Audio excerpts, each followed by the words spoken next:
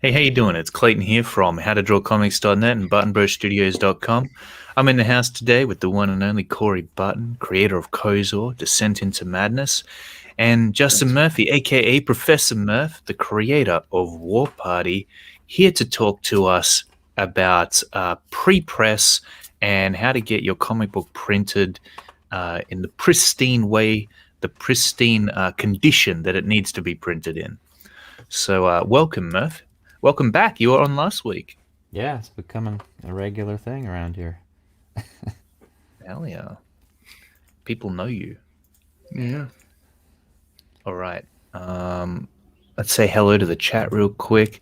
Darren Wagner in the house. How you doing, man? We got the Replicator. We got Corey. He's also on the panel. The Bean Pad. Yeah. We got Chris Cranham. He says this is on the HTDC official channel, so let's not be mean or swear in chat, please, guys. See, Chris knows what I'm talking about. I had to give Corey that same talk this morning. I don't know, hey, man. It streaming to HTDC, like so keep it appropriate. he's encouraging it, you know? Yeah. It's like, sure. When you say don't do it, it almost makes you want to just rebel against it. Yeah. Corey always wants to rebel against me for some reason. I don't know. I'm like, dude, it's a younger you can brother be right. thing.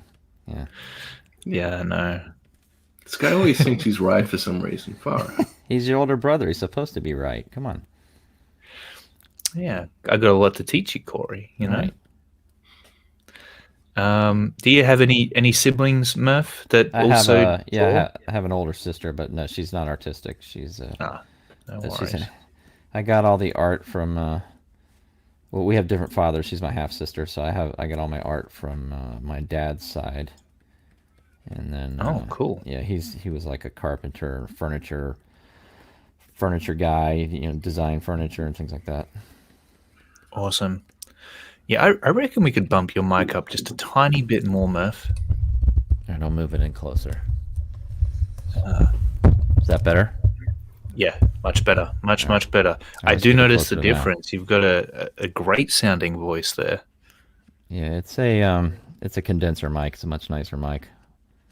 Ah, fantastic. Yeah. All right, so, Murph.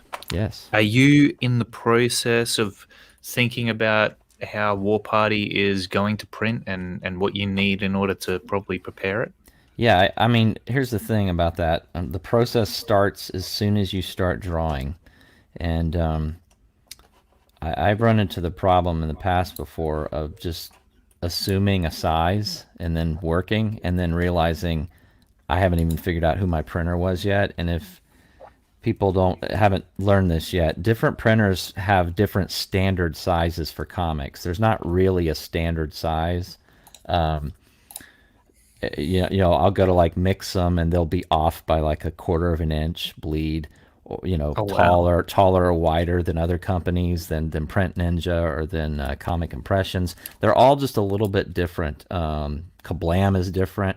And so that can cause a problem, because if you have full bleed art and you end up creating a page that isn't quite wide enough or tall enough and you don't have enough bleed, you have to go back and resize your canvas on all your pages and then add additional drawing and color to all of those little edges so that you have the proper bleed.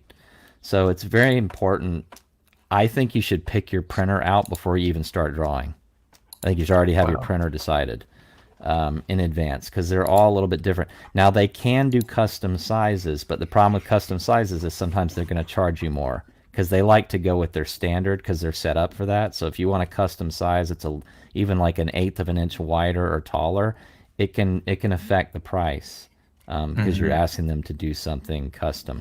So first things first, make a decision on who you want to be your printer. Order samples, look at their work. If you like what you see when you get the samples in the mail, and I do emphasize order samples, don't just assume it's going to look the way you want it to look. See what they've done, and then make your decision based on price and quality and what they're willing to do, and then start drawing and make sure that your page sizes are accurate, your dimensions. Yeah, right. Yeah. Man, I did not know that. I didn't realize that they all had slightly different printing dimensions for comic books. Yeah, and I mean, think about it. European comics are different size than American comics a lot of times, and then manga's got its own size. There's all different sizes. But when we talk about standard size, generally what we're talking about is the traditional floppy, graphic novel size that you'd find in American bookstores. That's generally sort of the standard. Mm-hmm. It's like 6.95 by 10.45, Yeah, and that's bleed. absolutely. That's with the bleed. So what you're looking at here is, I'm just going through the process of inking a page. But if Oh, I okay.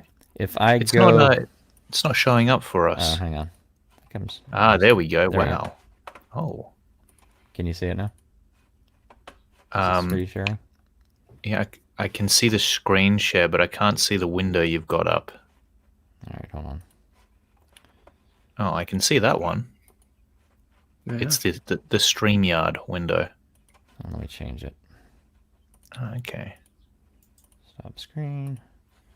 Yeah, I'm on a different computer today, so trying to That's okay. troubleshoot. Technicalities. It's a bit like looking into the Matrix there. I Yeah, could see right. myself. Can you see Alright. that? Here we go. Yeah, I can see that. Okay. Beautiful. All right, so guy's head getting crushed here, but so going through the process of inking. So, okay, we all know first thing, start with your script, right? Now, when it comes to scripting, I'll write a script in Word, but I won't necessarily adhere to it all the way. In other words, I'll be changing dialogue right up until the 11th hour. Like there'll be times I get on the page and I'm like, I don't like the way that sounds. I'm changing that. Because I letter my own books, that makes it easy to do because I can do that. Whereas I don't have to contact my letterer and say, "Can you change this? Can you fix that?" I'm doing that myself right up until the last minute. Gotcha. So once you're done inking and all that good stuff, and you have your page ready to go, let me open this up. Oh. Are you seeing that? No. Okay, I'm going to share every software independently. Looks like Are you able to share screen? I'm trying to. I'm on a Cintiq. So that Oh. might be why. I mean, it's my only monitor, but it might be why I'm having issues sharing the screen. No, that's okay. Sometimes it gets StreamYard gets a little bit crazy if you're Entire sharing screen. application Here we go. window. Okay, I Yeah. think I got it now. All right, let's try this. Okay. Can you see that? Beautiful. Yeah. I can see it All right. now. Perfect. Okay, so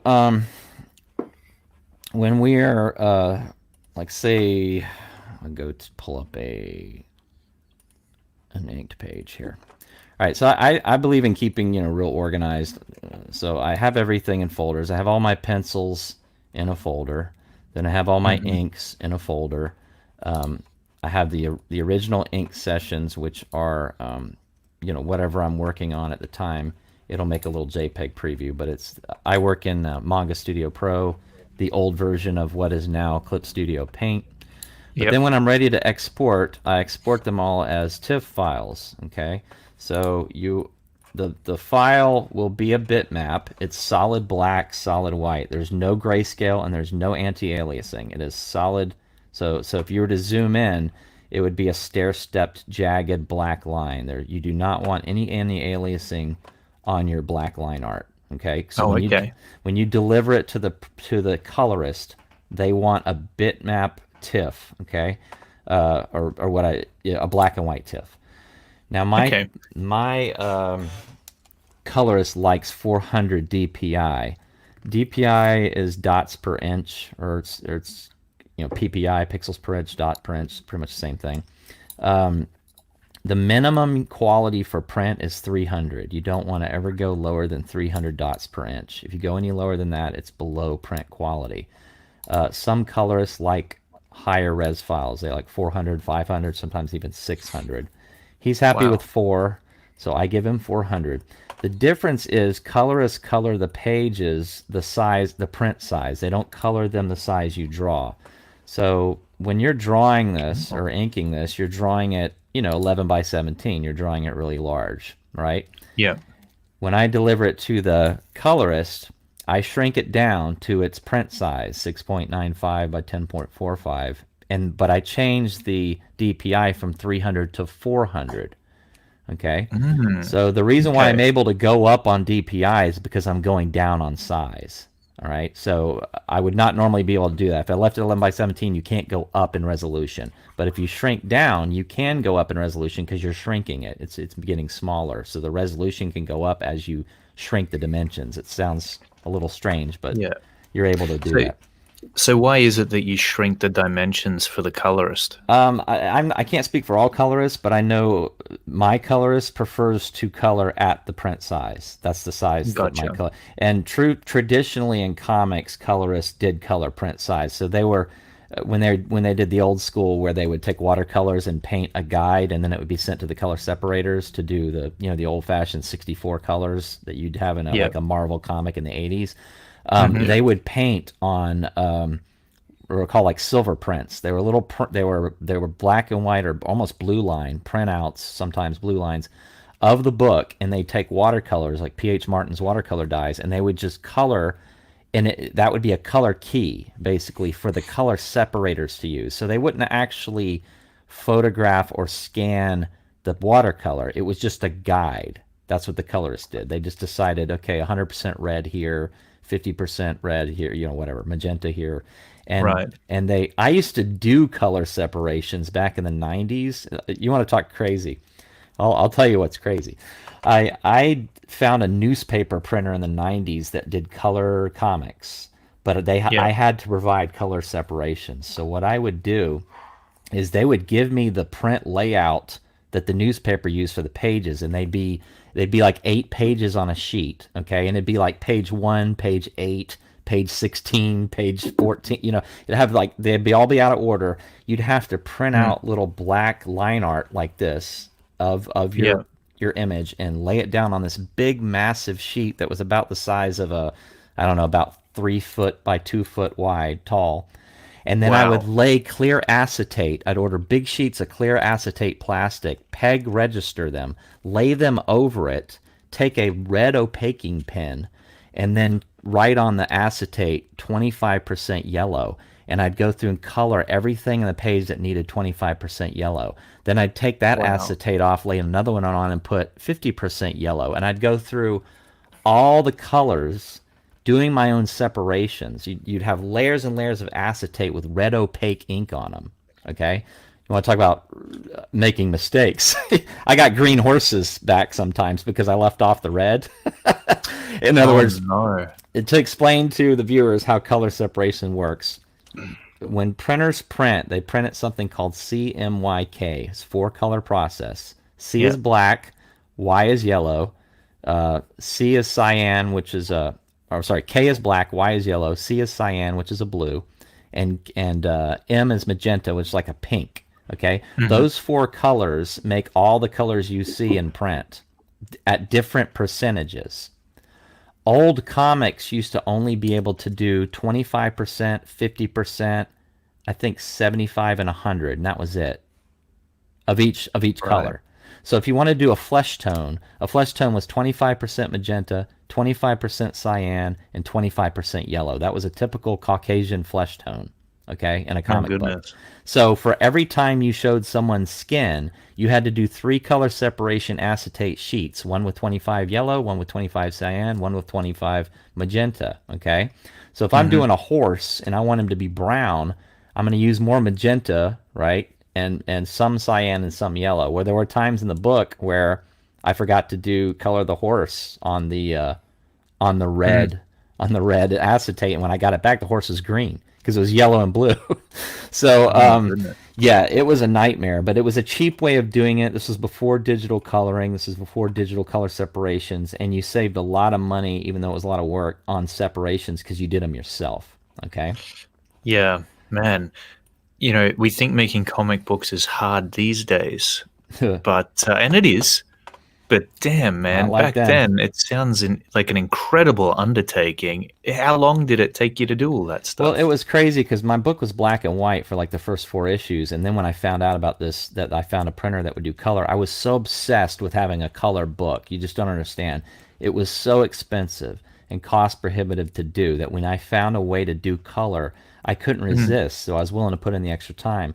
But I mean, it put me behind several months per issue. Like I had a bi-monthly book that sometimes took 4 months, 5 months to come out. It was it put me way behind. But I learned a lot, about coloring because of doing that process, and it's not a Yeah. process anyone would ever do anymore. There's just no reason to. And that's why, like, if you go into Photoshop, for example, like if I open, and I hope I'm not boring your audience with too much technical jargon, No, they love but this stuff. Corey, Good. this will be good for you, actually. this let me open one. Let me open. Oh, look at this! I'm getting lucky. I'm falling on the same picture every time. I'm not planning this, by the way.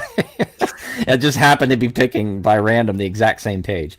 I'm going to open Brilliant. this in Photoshop, and I'll show you. And this will play into it later on when you see the final PDF that I deliver to the printer. I'll show you where this all comes together. Nice. So just give me a minute here. Now, things like these gradations and things, obviously you could not do this with the old school coloring. This would have just been a flat flesh tone, right?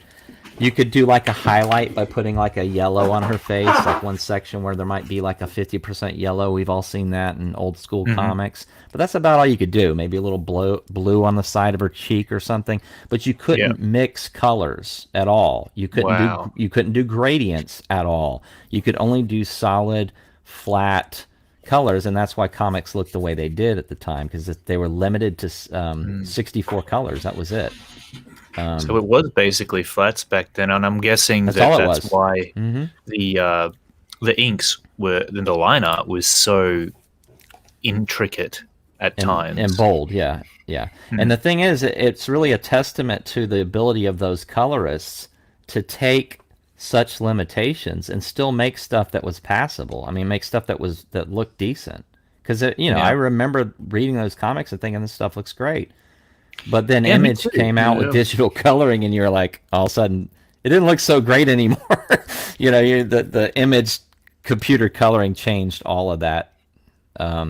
Sorry this is taking so long, but I have so many things open right now, and I'm on a little Mac Mini, little baby Mac Mini. I mean, it's amazing because Corey and I really did grow up in a time where all of that digital stuff had just taken off. You were looking at, Brian Haberlin and his work on Spawn, and you were just mind blown because now he was using, I guess it was a bit of a mix between cell shading and airbrushing, this cut and grad technique that just gave the comic book art, especially within the Image comic books, this added level of depth and dimension that blew people's minds. They were absolutely taken by the incredible visuals that they were developing. So this technology in developing, producing comic books, especially the art side of it, really did come such a long way. And look at the tools we've got at our disposal now.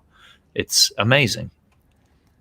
So if I go to channels, yeah, absolutely. If I go to channels on a Photoshop file, so here's my file. There you see it. Here's the CMYK, right? And then here's the cyan, magenta, yellow, and black, okay? So the black layer, if I take the black layer away, there you see the color, right? I take the yellow away, and you're just seeing magenta and cyan. I take the magenta away and the cyan. Now, why did it go gray? Well, it went gray because it's only one layer. So think of like a silk screen. Like when if you've ever silk screen T-shirts in high school or college or whatever, it's like that. There's different percentages and intensities of each of these channels. So this is the amount of cyan in the shot. This is the amount of magenta in the shot or the page.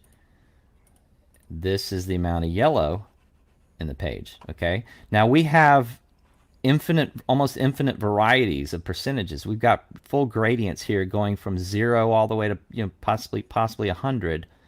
You couldn't do that before. You could only do 25%, 50, and 100. I think 75. I can't remember if you could do 75 or not. I think it was just 25, 50, and 100. So I could only do 25, 50, 100 of this, 25, 50, and 100 in this, 25, 50, and 100 of that, and that was it. Okay, so that was why it was so limited. And then, of course, black is the K. It's funny if you just do the one layer, you see there's a magenta in the black. There's a cyan in the black. There's the yellow and the black, and then when you add them together, Wow, that's boom, cool. you've got your page. That's why it's called 1, 2, 3, 4, 4-color process. That's what it is, 4-color process. So when you're working in RGB, that's fine. RGB is for your monitor. RGB is red, green, and blue. Now when red, green, and blue are all at 100%, you get white. It's the total opposite of printing. It's because red, green, RGB is using light to create. So the absence of like 100% light is white. You see what I mean? Whereas when you go to CMYK, if you do 100% of everything, you're going to get a muddy dark black because it's 100% ink. So that's the difference. And that's why you'll be working in RGB and everything looks so vibrant and beautiful and bright. And then all of a sudden you see it printed. Sometimes you're like, why is everything so dark? Well, it's because it's automatically always going to get darker because this is backlit. This is using light and pixels to show the image, whereas when it's in print, it's using ink dots on a page. So it's always going to be darker. And I mean, colorists know this, and honestly, not just colorists, but everyone should do this. Make sure your monitors are not set too bright, because if they're too bright when you're coloring, when you go to print, you're going to be in for a rude awakening because your colors are going to be really, really dark because you've been looking at them through a very bright monitor and you don't realize how dark the colors really are until it's printed. Right. Well, Corey and I work in RGB, actually. I know we probably should be working in CMYK. Should you, before sending it off to the printer, actually change the color mode to CMYK just so that you can see how the page is going to look a little bit better in print? Well, it's funny you asked that because it used to be mandatory. Now with digital delivery, it's not so much because the printer a lot of times will change it, but the file will end up having to be CMYK, yes, because there's nothing wrong with working RGB because honestly, there's certain effects and things you can do in RGB you can't do in CMYK. It's just the problem. But when it goes to print, it's printing CMYK. It's not printing RGB. So yes, absolutely. Because I'll give you an example. Look over here. Like you see how I'm going here and I'm grabbing this vibrant green. Now you notice how it looks here. Yeah. And then you see how it looks darker over here. Yeah. Do you know why it looks darker over here? Why is that? Because that's how it's going to look when it's printed. Oh, wow. They show you that? Yes. You can't print this color. This is not a color that's printable. This is a color that's you can only see on screen. My goodness, that's screen. amazing. Yeah. So what it? That exclamation mark. It's warning you. Look, there's the real color. That's how it's going to print. It's giving you an alternative. Right. See, pow. Right. That's really what. So what's happening is you're getting too far into the light. Yeah. Right. And there's no light in printing. Right. We're not dealing with light. We're dealing with ink. So it's just a little warning to let you know that, I know you may love this color, but it's not going to print. Now, can you print this color technically? Yes, but what you have to do is it's a fifth color. It's a special ink called spot color, and this is where they do things like neon colors or like day glow colors. There's a fifth ink. So what'll happen is, like, say on your cover, you want something like you want a brilliant pink like this, okay? Or let's do something a little more extreme, like this purple. You see how different that looks from that? That's how it's going to print. So you're not going to get this vibrance unless you use a special ink that looks like this. So what you'd have to do is you'd spot color that title or whatever it is, like if you want it to be that vibrant, and the printer would add a fifth plate. So they'd still print your page 4-color CMYK, but then your title, they would print with this brighter special ink. Okay, and they'd spot color it. So they would not be using the CMYK process for this. They specially mix paint or ink to make that vibrant color. So it is possible to print these colors. It's just you're not going to get them in your CMYK file. It's not going to happen. Gotcha. See? Man, that's really interesting stuff. Yes. I don't even think about this when I'm coloring. So it's good to now, for me, keeping conscious that it's something to consider when it comes to printing. Yeah, definitely, because it is always, and this is a rule, it's always going to look darker than it does on your monitor. No matter how well calibrated your monitor is, it is always going to be darker. So you just always, a good colorist will know this. Like my colorist has been working for 30 years for Marvel and IDW. So I'm not worried about him knowing this, because he's been doing it so long. But when I go to, like, sometimes I'll provide him flats, and I have to check and make sure that the flats I'm giving him are not too dark. Because then he has to go back and adjust it.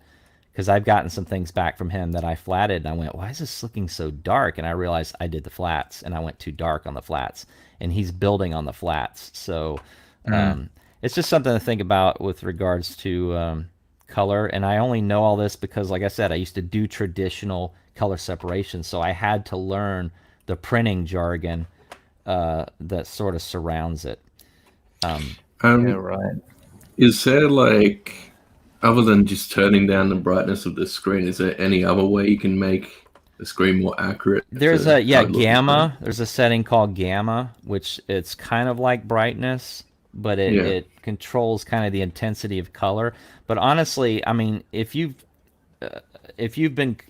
printed anything yet? Have you printed anything that you've colored yet, or have you seen anything that you've printed, colored in print yet? Yeah, I use my home printer. Okay. I have noticed that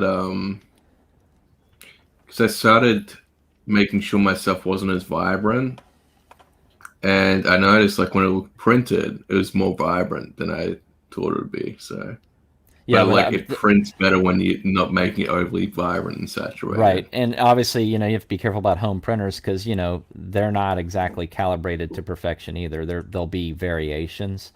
But yeah, it's a good idea to do that. I used to do that years ago, but like I said, my colorist, I don't worry too much about it. But it will be darker. Now, when you go to, and this doesn't apply to everybody, but I'm assuming a lot of people, when they're doing their own books, they're not necessarily going to have the budget to hire a letterer or hire, they're going to be doing, depending on the size of the project, they're going to be doing some of the stuff themselves. I do my own lettering, and this is how lettering is done. The trick with lettering, and I mean, of course, Eric Weathers has all the best tutorials on lettering, so I'm not going to pretend to be an expert. If you really want to know how to letter, just go look at Eric's channel. But I'm going to give you sort of the quick, sort of dirty version. Once your file is ready, and actually you can start lettering before the colorist is even done. Once you have your page ready, even in black and white, you're going to bring your page over into Illustrator. And the reason why we letter in Illustrator is because Illustrator is a vector-based program. And what that means is vector uses math to create the shapes. Okay? Now you notice, no matter how tight I zoom in, the letters remain crisp. You see that? If this was in Photoshop, right? If I created these letters in Photoshop and zoomed in like this, you're going to see all sorts of jagged anti-aliasing. But you don't see it in vector, okay? So what's happened is the artwork page is a raster file, okay? This is I'm going to explain the whole digital thing here. Raster is resolution dependent. What that means is whatever the size is you create your raster image at. So if it's 300 dots per inch, you can't make it bigger. If you zoom in, it's going to get soft and fuzzy and look terrible. It's not going to print well. So you can only go down with raster, right? So if your page is 300 dpi, that's print size. You can't go bigger. Vector, you can size it up as much as you want, and it won't lose resolution. And the reason why this is important for lettering is because it gives you a nice, clean, crisp edge to the letters and the balloons. Okay. So what you do is you're looking at a raster image right here of the page, just parked. It's just parked in here for placement, just to know where I can put the balloons. Then your letters are on a layer, okay, and you pick your whatever font it is you want. You can import the text directly from Word, and just copy and paste it in, and then space it all out, and then pick your font, or you can type it in there as you go. And then your balloons tend to be on. I put the balloons on a separate layer as well, okay, and like I said, Eric shows you how to make balloons properly with with the pen tool and draw them and what line weight. And everybody has a different style. There's so many different ways to letter. It just depends on what you want. How thick you want the balloons to be, whether you want the tails to be straight or curved, how you want the font to look. Prime example, he's in pain and he's dying here, so I lettered it in italics. And I made the letters slightly smaller than the normal size. If you notice, they're like a point smaller than the regular lettering size, and that's because he's fading. He's talking softer. So I wanted to go a little bit lighter with the type. Mm-hmm. Now, once you're done with this and you have it all laid out, you need to export your lettering file as an EPS. Okay. Right now it's an Illustrator file because I'm sitting here working in Illustrator. When you export as an EPS, you must convert all your fonts to outlines. Okay, right now it's a font. And the problem with fonts is if somebody doesn't have a font installed on their computer, it's not going to show up. Okay, so if I were to give this to somebody, it's Anime Ace is this font. It's a font that I purchased online. It doesn't just come with your computer. Okay. Well, if I send this to somebody, this file, and they open it up in Illustrator, the picture is going to be there, the bubbles are going to be there, the type's going to be there, but it's not going to have Anime Ace if it's not installed in their font library. So what it's going to do, it's going to tell them that, and it's going to replace Anime Ace with something similar, and it's not going to be the font I wanted it to be. Okay? Yeah, so gotcha. I have to, now you want to save this file, because if I want to go back and change this dialogue, I need to keep it as text. So what I do is I save it as an AI file, an Illustrator file, and then put it away. When I'm ready to go bring it over into InDesign, which is where we're going to put everything together, I turn off the image layer, and then on the type, I'm going to go to Create Outlines. And what's going to happen is now it's no longer a font. They're just shapes. I can't edit it. I can't type anymore, but I can export it into the next, the other software and not have to worry about whether or not the font is attached. Now, here's another thing that's important. You notice how the text is 100% K, 100% black, right? And so is the outline on the balloons. The problem with 100% black is it's not really a rich black. There's something called rich black, and rich black is actually 100% K, the black plate, and 30% everything else. So 30% cyan, magenta, and yellow on top of that. And what it does is it creates a nice, bold, rich black. If you don't do that, what you're going to end up with is that when this balloon, okay, is next to, I got this on a low percentage right now. I'm sorry, am I boring you guys to death? No, not at all. Good. This is awesome. I'm like, I didn't know this stuff at all. If this balloon, right, prints next to this black shadow right here, I know right now on the screen, this balloon looks like it's just as dark as this black, but it's not.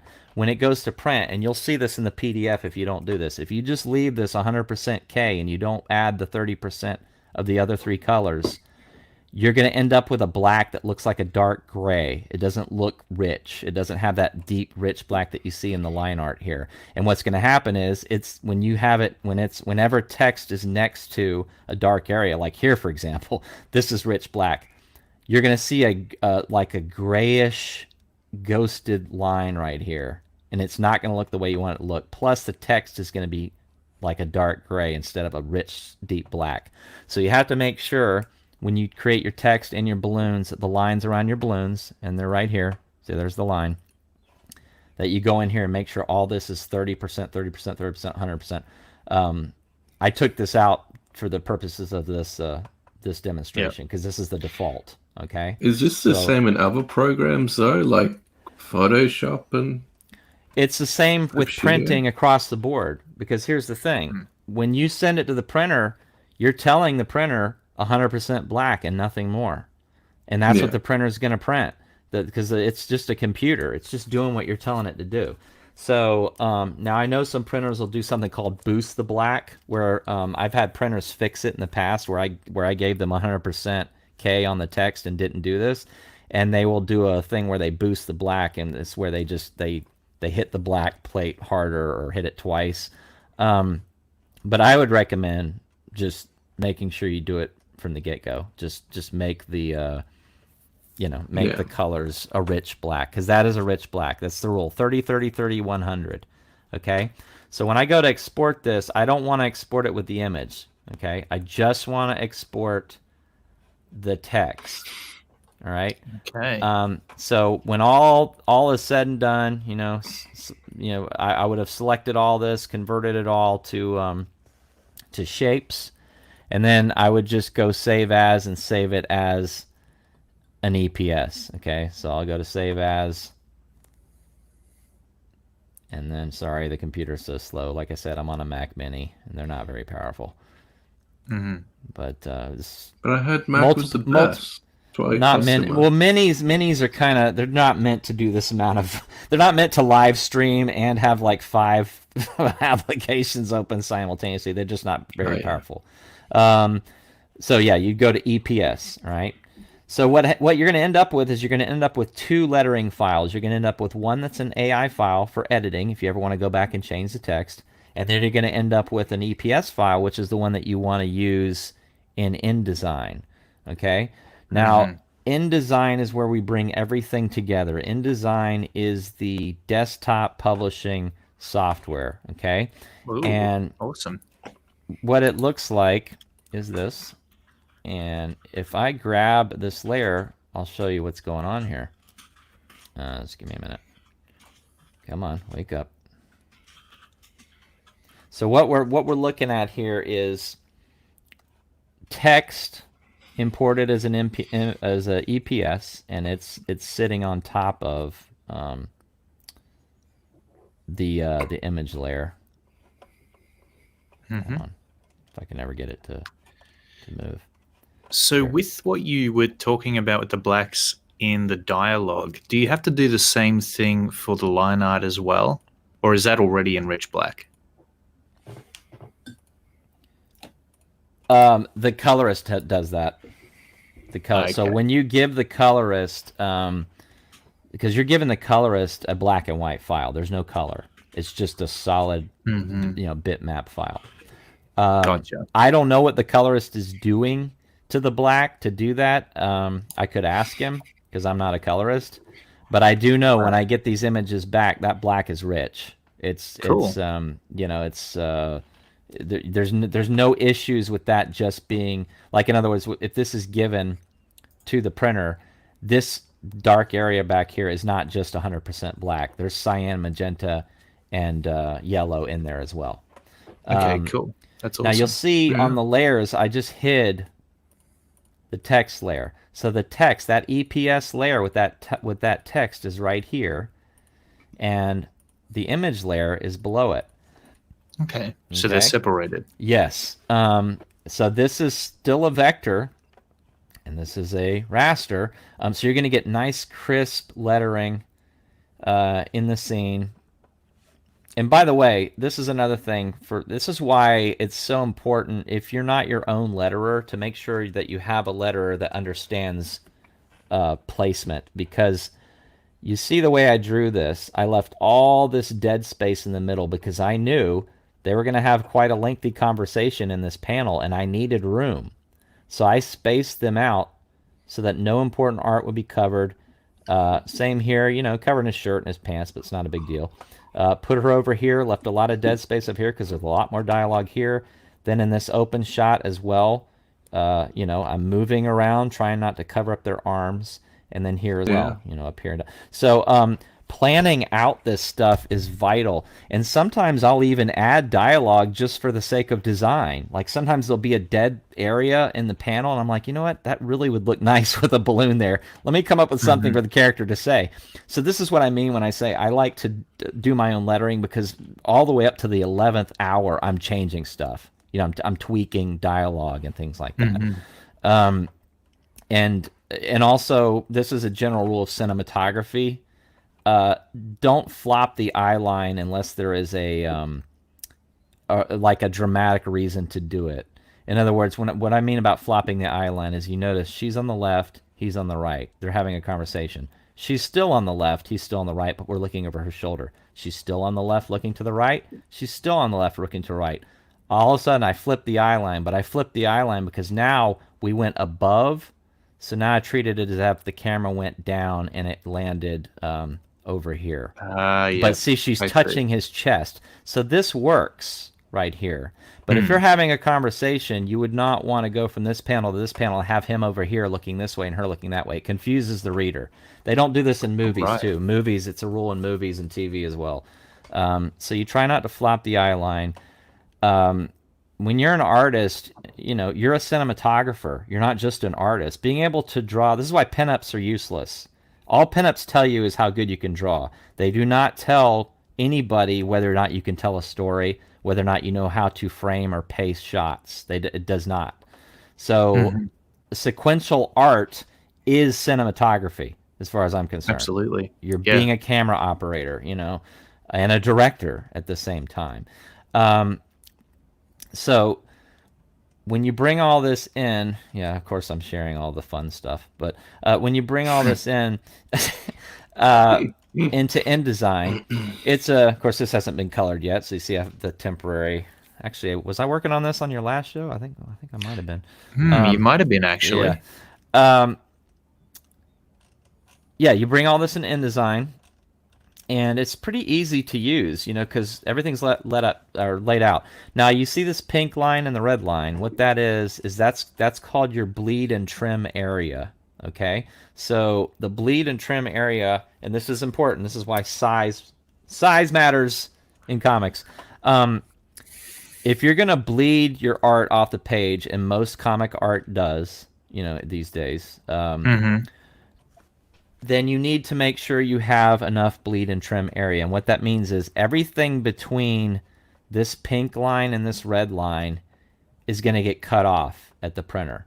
Okay? So you want to make sure your dialogue is well within that pink line. I'm getting a little dangerously close right here, but I'm still within the safe zone. If I went any lower, I'd be pushing it because it's going to get trimmed right here. And sometimes the trimming is not always perfect. Sometimes it cuts in a little bit more. So you got to make sure that you're safe with that, and you're not putting anything important. Even things like his fingertips. I didn't want his fingertips to get cut off, so I made sure they were within the bleed space because it just wouldn't look good to have those fingertips trimmed off. I wanted them in the frame. Okay. Same thing like the chain and things like that. So making sure your bleed is correct and that nothing important is going in there matters. Sometimes you'll have panels, like if you want a panel within the page, and you got to make sure it falls within the trim so that we see that little black area right there. Absolutely. And same right here. I didn't want that to get cut off, so I left a little space here. That's something really important to keep in mind, Corey, for our pages too. Oh yeah. This is all pre-press. This has nothing to do with being an artist. It has everything to do with technical. I mean, there's people at publishing companies. This is what they do. They're not artists. They're pre-press people. They just go through and make sure all the files are the correct format, for correct size. Everything looks the way it needs to look. But see, when you're doing independent comics, you've got to do all this stuff yourself. Hell yeah. So if you don't know how to do this, it doesn't matter if you can draw or write a comic book. If you don't know how to prepare it for a printer, you're in for a world of problems and expensive mistakes. It's going to cost you. Now, where it gets a little tricky is double page spreads. Here's where it gets a little weird, because like say this page, for example, which this is a double page spread right here. All right. You have to make sure it's lined up properly in the trim area. In other words, where you see this trim right here, this line right here, is where the gutter is going to be. This is where the spine is going to be and where the staples are going to go, which means this part of art is going to get lost from here to here. We're going to lose that part of the art, which means that part of the art needs to be from here to here, not in here, because this is going to get trimmed as well, okay, or this is going to get cut off as well in the layout. So you got to make sure that, and the way you do that, it's a little tricky, But the way you do that is you when you import it, you're going to import, because this is one big file. Watch when I open it up. This is one big page. It's the same file on both these pages, right? So how much trim needs to be left? An 1/8 inch bleed is standard. Some printers like a 1/4 inch, but it's kind of overkill.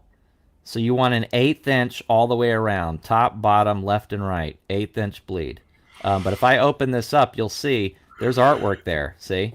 So what I had to do is, it's the same. This is the same file on both pages. It's just you're seeing the left side of the file and the right side of the file. Yeah. Okay. So what dimensions here are you using for your pages, Murph? I can open it up and show you. Hang on. I'll show you right here. So awesome. Document setup. And there you see it. Okay, so it's 6.625 by 10.188.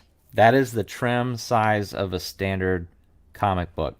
Down here is my bleed. 0.125. That's an 1/8 of an inch, right? If you divide an inch by 8, you get this. Okay, 1/4 inch would be 0.25, like a quarter inch. 1/2 inch would be 0.5. So 0.125 all the way around. So what it does is, InDesign treats this as your trim area, which is this in here, inside this pink or purple box. And then whatever you put as your bleed area, that's what it puts on the outside. But see, if you don't create artwork big enough to accommodate that bleed area, what's going to happen is your art's going to stop right here, and you're going to have a big black or white edge around here. And then when they go to trim it, if the trim isn't exactly right, if it's a little too far out this way, you're going to have a black edge line or a white edge line on your pages. It's going to look terrible. So this is why bleed is vital. And you really have to know this, because even if you don't do full bleed pages, you're going to probably do a full bleed cover. Almost everybody does. So you still have to do this for the cover regardless, even if you don't do it for the interior pages. Totally. Man, that's really, really useful just to see your actual file set up there, Murph. Because we don't often know that. We might look it up on Google, and sometimes you'll get 3 different answers, but that's just so valuable. So what you'll see, thanks. Glad to do it. Let me go to the handbook. This is a little bit different type of layout. Say you want to do something that's a little more prose heavy and not so comic book heavy, which my handbook was, because it was more like a Marvel universe book. There's a lot of text. Okay, so it's the same general principle. Now, what I did with this one is you can set your preview window up to see facing pages if you want, just to get an idea of what the pages are going to look like next to each other. It doesn't really do the bleeds or the gutter correctly, and what I mean is, I'll click on it and show you what I mean. It's not that it's not incorrect, but what I mean is, you see how this is overlapping? You see how I hover over this? You see how the gutter's going to be actually right here. So what it does, it makes one page kind of overlap the other, so you have to take that into consideration. I mean, if I wanted to, I could, I guess, do this, bring it in like that, and it would give me a little bit more accurate representation.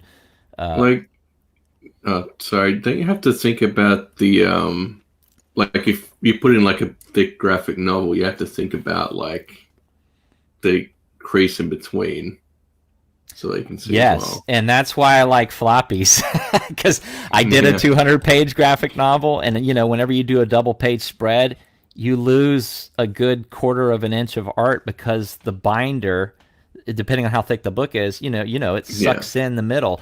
Floppies don't do that because they're saddle stitched with staples. So when you do a full a double-page spread, even if it's not in the middle of the book, it's pretty much flat and it looks good. So it is one advantage floppies has over thicker graphic novels. But you do have to take that into consideration, because, like, for example, this right here, not in the front of the book, but if this were in the middle of the book, we could be pushing it with the text here, because chances are, if this is in the middle of a 200-page or 150-page graphic novel that's perfect bound, that book is probably, that gutter is going to fall somewhere right about here, probably, which means now your text is dangerously close to the gutter. It's going to be hard for somebody to read it. They're going to have to bend that spine open really wide to read it. So yeah, if this were not a floppy like it was, I would have brought this text box in more like this. So yeah, I would have brought it in. Yeah, man, that's useful. Yeah, but now text, if you want to bring text in, I recommend, you just type it out in Word, and then what you do is you link these boxes together with this little arrow, box by box. So see, and it picks up the rest of the text and it carries it over into the next box. So in other words, if I were to type something, if I were to delete something out of here, this text would shift up into this box. See, so it's kind of like a newspaper following the columns, and you decide where you want your pictures to be, your images to be.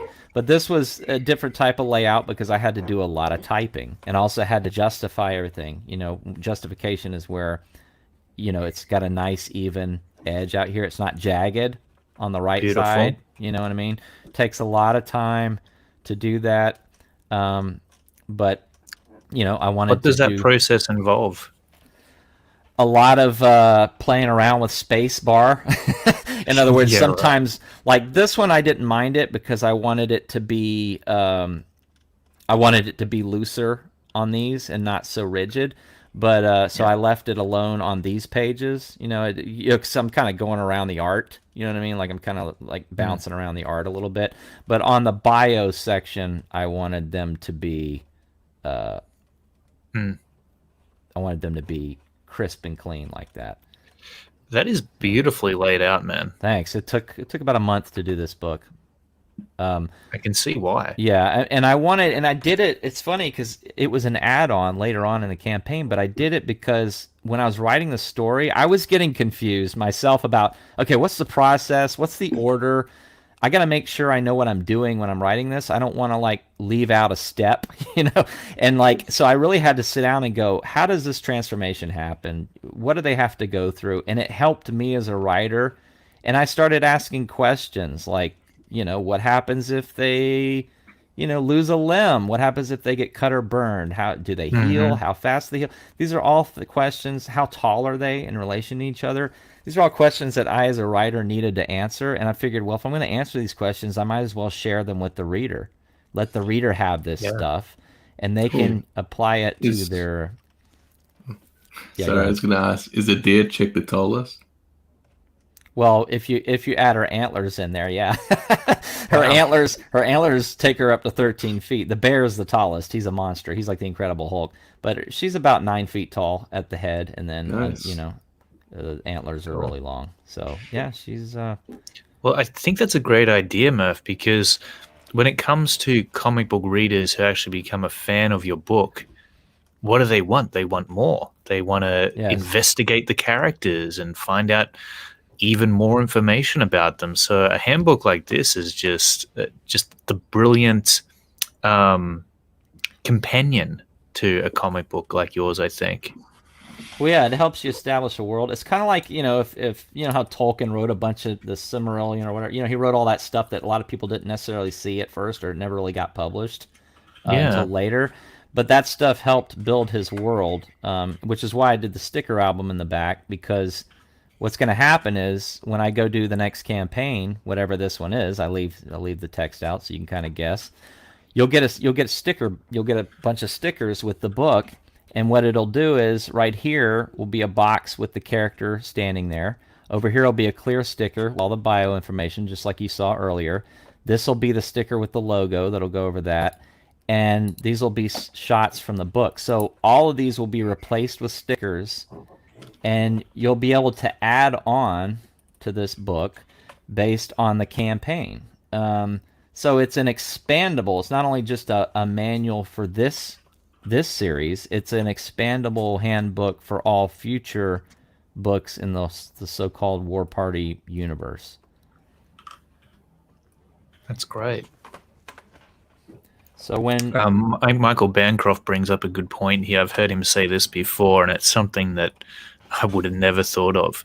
He says, guys, with your CMYK files, you want to make sure that the total ink levels between CMY and K don't go much higher than 250%. If your colors have ink levels over that, they will look muddy. Correct. Yeah, especially, you generally, they say the rule is generally stay away from using more than about 35 to 40% black in any color. If you go higher than around 35, 40% black, it starts to get muddy. So he's absolutely correct. And the thing is, the temptation on a monitor is it looks really good. You start doing these really, really, really dark colors, and you think it looks so great, and it does look great on a backlit monitor. But then when it's printed, it just turns into just blah, just mud. So you have to be careful. Now, here is the final file that for issue 2 that was delivered to the printer. Now, you don't have to go this far with your exports, but I like to do it. Just it helps the printer out. It just makes me feel a little bit better. But what you're seeing here is you're seeing these are the bleed lines right here. So these are your bleed guides. And then these lines inside, these are your trim lines. So the lines you see inside is where the book is actually going to trim off. All right. Now, these are registration marks right here.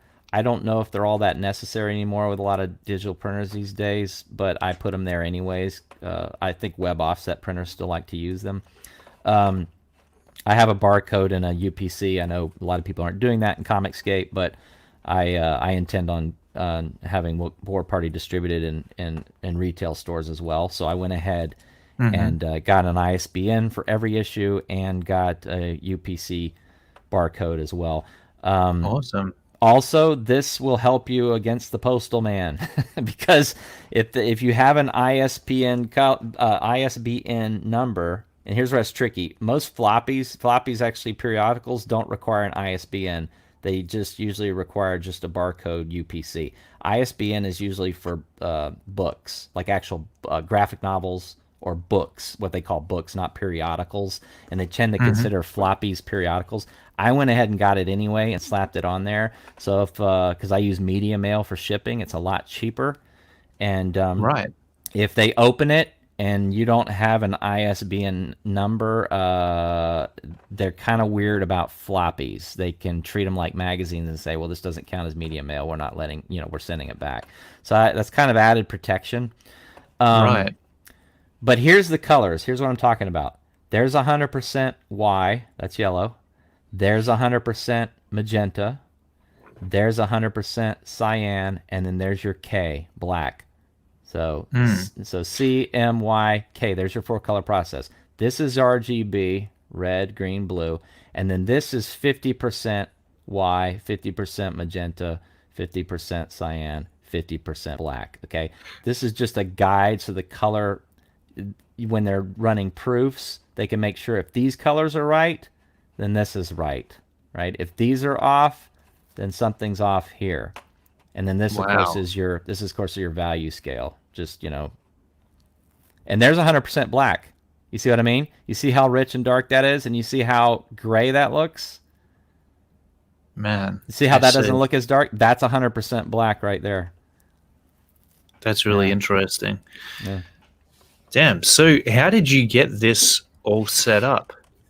Well, when you export out of InDesign, it allows you to select whatever you want to show. So when it exports your PDF, if you want your bleed lines and you want your trim lines and you want all this information, you just select all. So like when I go to here and I say export, I feel like I'm teaching class right now. This is awesome, like, man. I'm still working, right? This is probably the way I deal with my students. Right here. So there's print and everything, right? When we go and we hit save, and then after we hit save, your options are going to come up as what you want to do, and you go to marks and bleeds here, and you just select all printer marks. You got your crop marks, your bleed, your registration, your color bars, and your page info. Page info is the thing down here where it just says War Party issue 2, page 1, and so on and so forth. And you go through there. Brilliant. So going back to that, hold on. So I just select it all. But you can, if you choose, you can opt to leave things out. Like you can say, I just want my trim marks. I don't care about the color bars. I don't care about the registration. Leave it off. I just like to leave it all on. It's all going to get cut off anyways. So why not leave it on there? You know, it helps the printer out. I think printers appreciate it if you leave it on there because you're kind of making their job easier. Cool. And that's it. It's delivered and it's ready to roll. You know, it's ready to go to print. You know. That's really awesome, man. That's amazing. Wow. So that's how you set everything up. That's how you set your comic book up ready to print. Yeah, I'm not seeing the chat, so I'm sorry, guys, if I'm not responding to questions. But if you guys that's okay. if you want to direct me, or if anybody has questions or wants to ask me anything, so Kevin says, Murph, do you set your GCR to light or medium, 20% or less? We used to use light 17% for magazine printing. I'm not sure what that means exactly. I'm not sure what he's saying either. Can you read that again? What at 20%? Or read the part. So he says, do you set your GCR to light or medium? So I'm not sure what GCR is. Honestly, he's got me. He stumped me on that one. I don't know what that is either. Oh, there you go. So you got me there. You got me there, man. I have no idea what that is. That's very interesting. Tell me what GCR stands for, and I might be able to answer that question a little bit better. But no, I'm not familiar with that. He sounds like he's worked for a magazine or something in the past. But no, that's not anything I've ever encountered. So I don't know exactly how to answer that question. Kevin says, if you colored RGB, check out of Gamut colors in Photoshop and adjust prior to conversion to CMYK. You'll get more controlled shift to color. Interesting. Yeah, that's you get your chats, they know their stuff. I mean, they're getting into pretty complicated advanced stuff. Yeah, I mean, with stuff that secrets a lot of people don't know. Now, a lot of times printers will do that. Sometimes they'll go in and check. A good printer will usually make sure everything is looking the way it needs to look. I used to use a printer up in Canada called Quebecor or Le Bon Fon or whatever. I can't pronounce it, but they used to print all of like Marvel and DC stuff. I don't know if they do anymore. They were quite pricey and they were really big, but they were great. I mean, like the quality, my book Claiborne was printed with them, and the quality is just top notch. But I found out later, they corrected a lot of things in my files that I didn't even realize they had fixed. They didn't even bother to tell me. Like, I hadn't learned enough about miter limit on, there's something called miter limit on your balloons. And I like my tails on my balloons to have really, really, really sharp points. I don't like them to cut off like this, like with a line right here. Yeah, of course. Yeah. And all my balloons were cut off. They were like, it's like you took a razor blade and went slice like this. And they went in the PDF files. I don't know how they did this. They went in the PDF files and were able to fix it. I was like, yeah, I mean, because I know it's a layer, I guess, in the PDF file somehow, but I don't know how they did it. But they went in the PDF file and fixed it for me, and they didn't bother to tell me. They just did it. And I looked at it and said, that looks better. And they said, yeah, your miter limit on your tails was not, the points weren't going all the way. So we figured you wanted that fixed, so we fixed it. But I'm not saying every printer will do something like that. Mm-hmm. But miter limit, huh? Man, that's it's in Illustrator, and it's whenever you bring two lines to a point. If you don't set it high enough, sometimes it'll create like an edge on that point. It won't go to a nice sharp tip, and I like mine to go all the way to a tiny sharp point. I just think it looks better.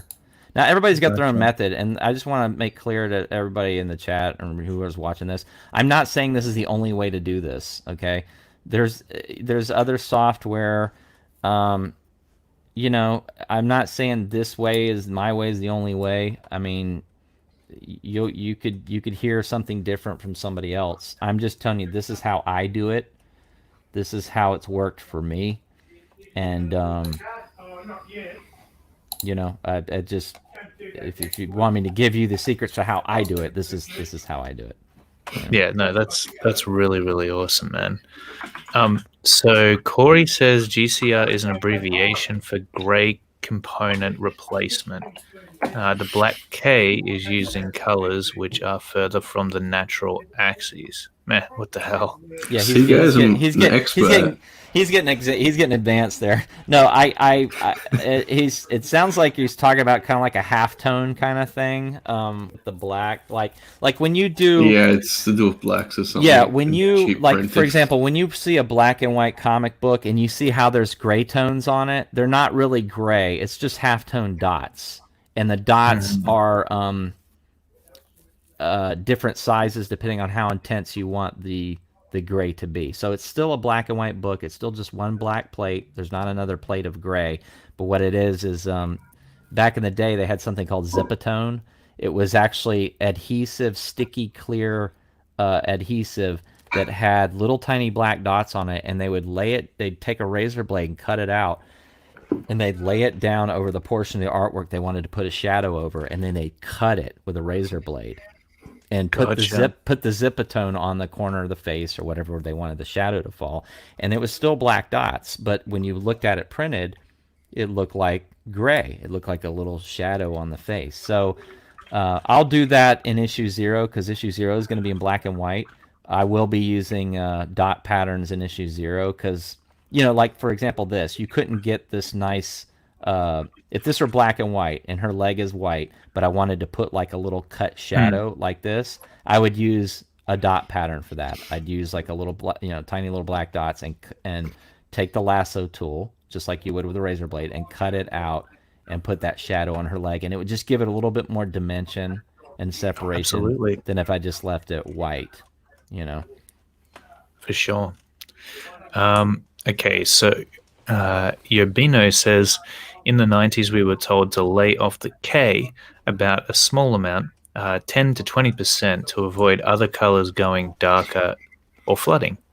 Any idea if this is still necessary? Might be a printer thing. The printers, I know printing technology's gotten a lot better and a lot more precise.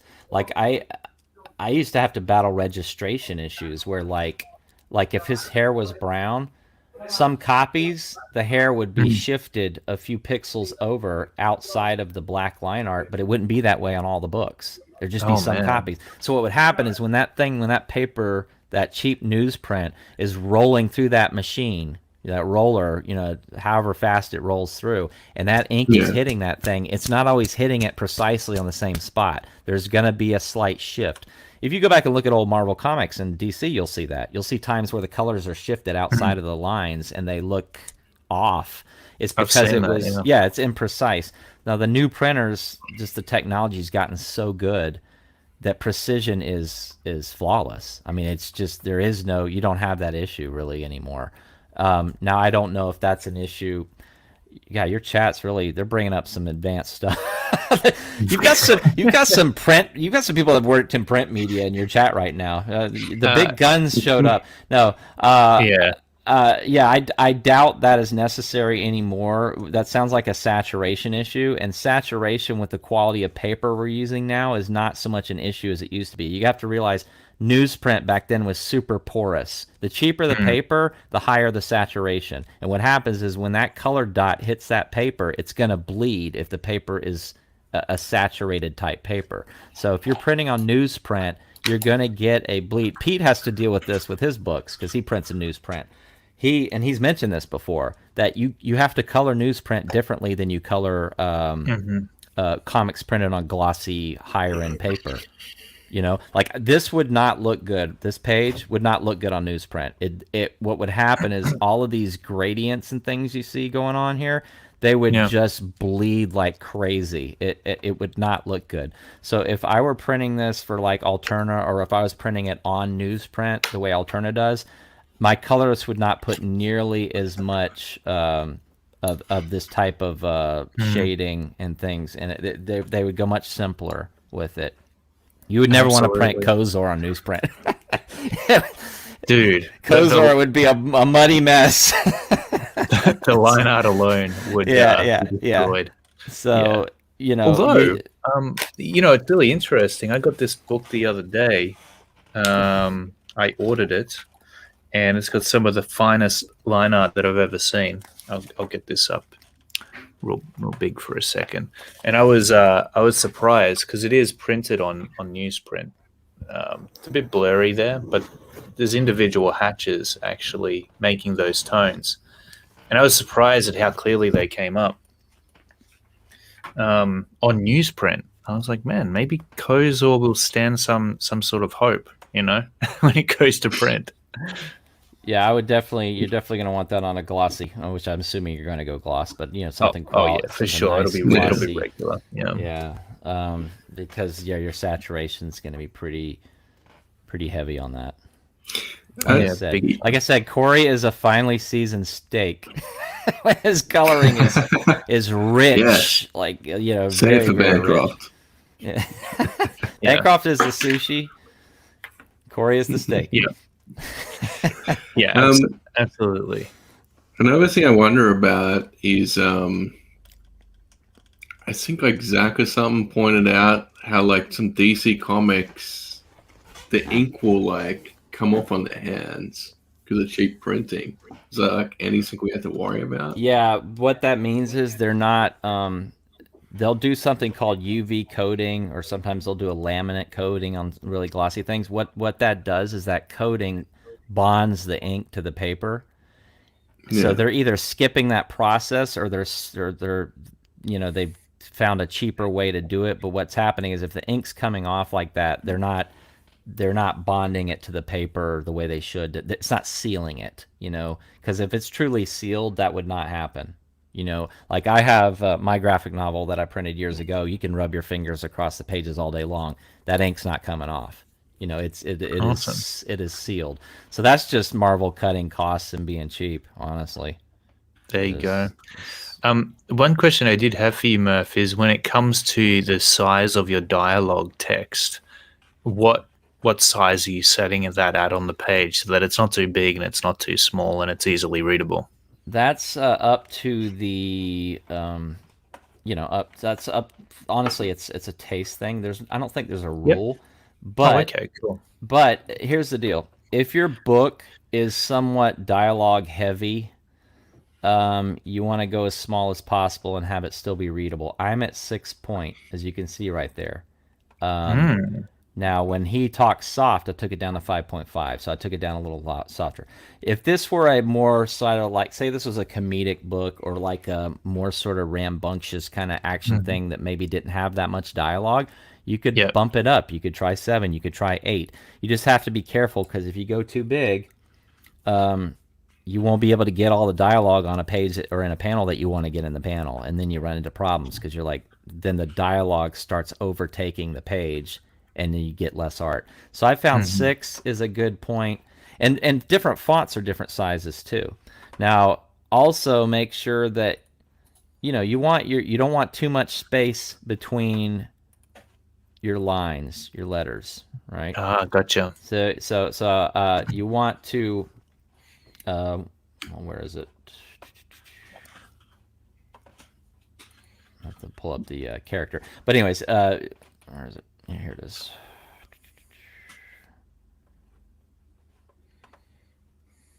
I can't find it right now. Sorry, my computer is so slow right now.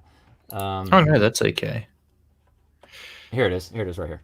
I have it set at 8 point spacing between the letters. If I go down to 6, it's too close. It's gotcha. It's crowding. If I go down to 9, it's too much.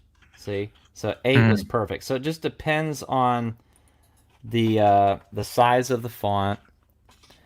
And the reason why we use all caps generally in comics is because you don't want any ascenders or descenders. You don't want a G hanging down here, right? You don't want a Y sticking down here because it's going to hit the line below it. So you do all caps to avoid that.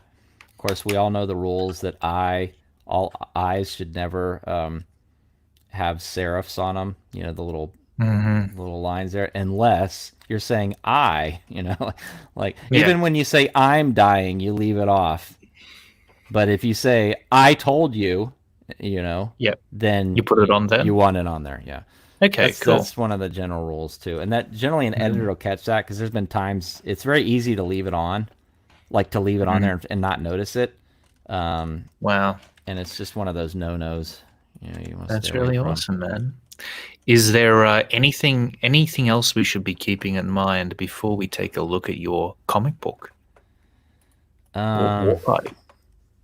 Well, just keep in mind that nothing's perfect. So if here's the thing. I did something that I did not plan on doing. I originally planned on releasing all 6 issues together, but because I'm so behind on 5 and 6, because running a successful campaign took a lot of my time, unfortunately. Oh yeah, a lot of my time. But because of that, I'm going to ship 1 through 3 in June, which was my original ship date for the project. So they are getting something. That's amazing. I'm going to use it as an opportunity to get some feedback while I'm still working on finishing up the other 3 issues. So, I'm curious to know what people want more of. If they're not, if they say, we're not getting enough action, I'd like more action, then I'll know, okay, amp up the action. We're not getting enough character development, I want more character development, then amp up the character development. So I'm going to have a chance to course correct in sort of minor ways things that readers may want to see more or less of. Am I the greatest comic artist in the world? No. Am I the greatest writer in the world? No. Do I have a lot of experience at both? Yes. Have I put my best into this? Yes. That's one thing I will guarantee you. I will not, I think that's a general Comicsgate rule. Is if we're going to do this, we've got to do our best. That's all we can do is our best. And if people are happy, great. If they're not, well, then we try to figure out why and how to make them happy next time, if they give us another chance.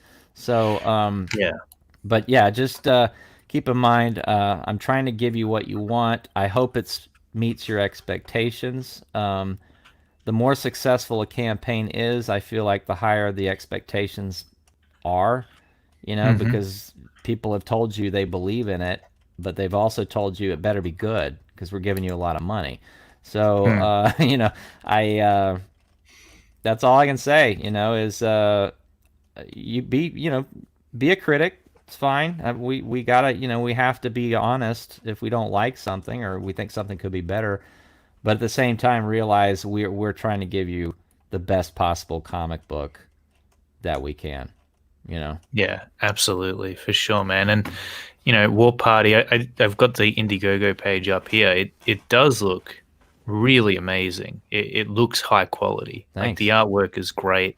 We've seen you in action right here on the channel, inking this stuff up, and how quickly you're able to do it and still achieve this level of intricate detail. It's really amazing.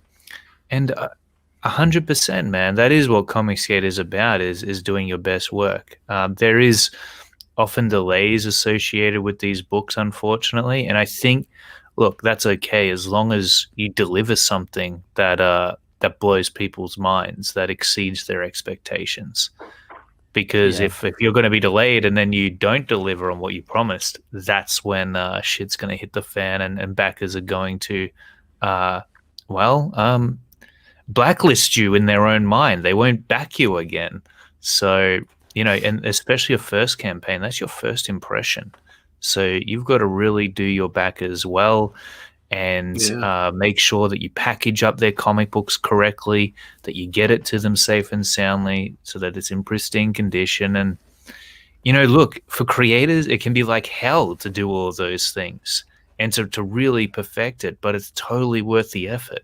You've got to put in that effort for your backers because even in the beginning, if you're not necessarily getting that many people jump on board, this could be the beginnings of your studio, and what is possible for your future endeavors. So even if you're starting out small, put your best effort in, put in more than that, and you'll reap what you sow eventually, for sure. People will talk about that book. Well, and I've hedged my bets on War Party. I mean, this is, as you can see with the handbook, I've committed myself to 4 more campaigns at least. Absolutely, man. If people didn't like it or it didn't work, I've committed myself to continuing this IP. So I was taking a risk. Is this something people are going to want? And it turns out it is. That it's working. Thanks, Sean. Appreciate it, man. They don't call me professor. I am a professor, by the way. So yeah, and it's not just a moniker. Wait, what's the professor for? Someone was called doctor the other day. Corey, Conductor Murphy. So no, but the point is, we're all trying to build an IP. I mean, it's not, comics are great, and I love comics, and I want to keep doing comics, but we've got to set our sights. If you want something that's actually going to reach a wide audience, you have to also just be thinking about what else could this thing be. Absolutely. Because there's people out there who would love War Party the movie, who will not read the comic. There's people out there who love War Party the TV series, who will never read the comic. There's people out there who play War Party the video game, who will never read the comic. So do we just say, well, it's got to be comics or nothing? So no, you want your story and your IP to get out there to as many people as possible. So the comic is the core, it's the Bible, so to speak, of your IP, and that's great. But what else can you do with it? Where can you take it? Sure. How can you build it into something that can reach a lot more people? Absolutely. And that may seem like a far off dream for now, but you'd be surprised at the things that can become a reality if you just work toward them.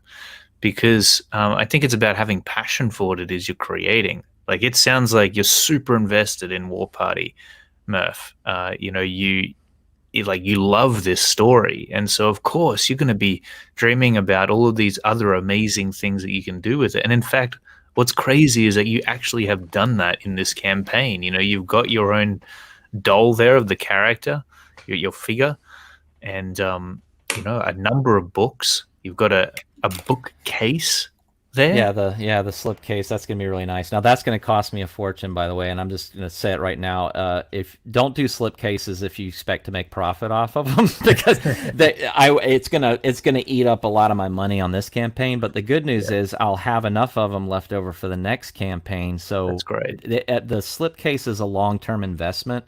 It's not something that I expected to make money off on this, because they're very, very, very expensive to have made.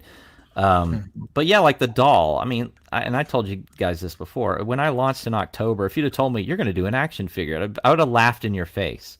I'm like, I'm not doing an action figure on your first campaign. Are you kidding me?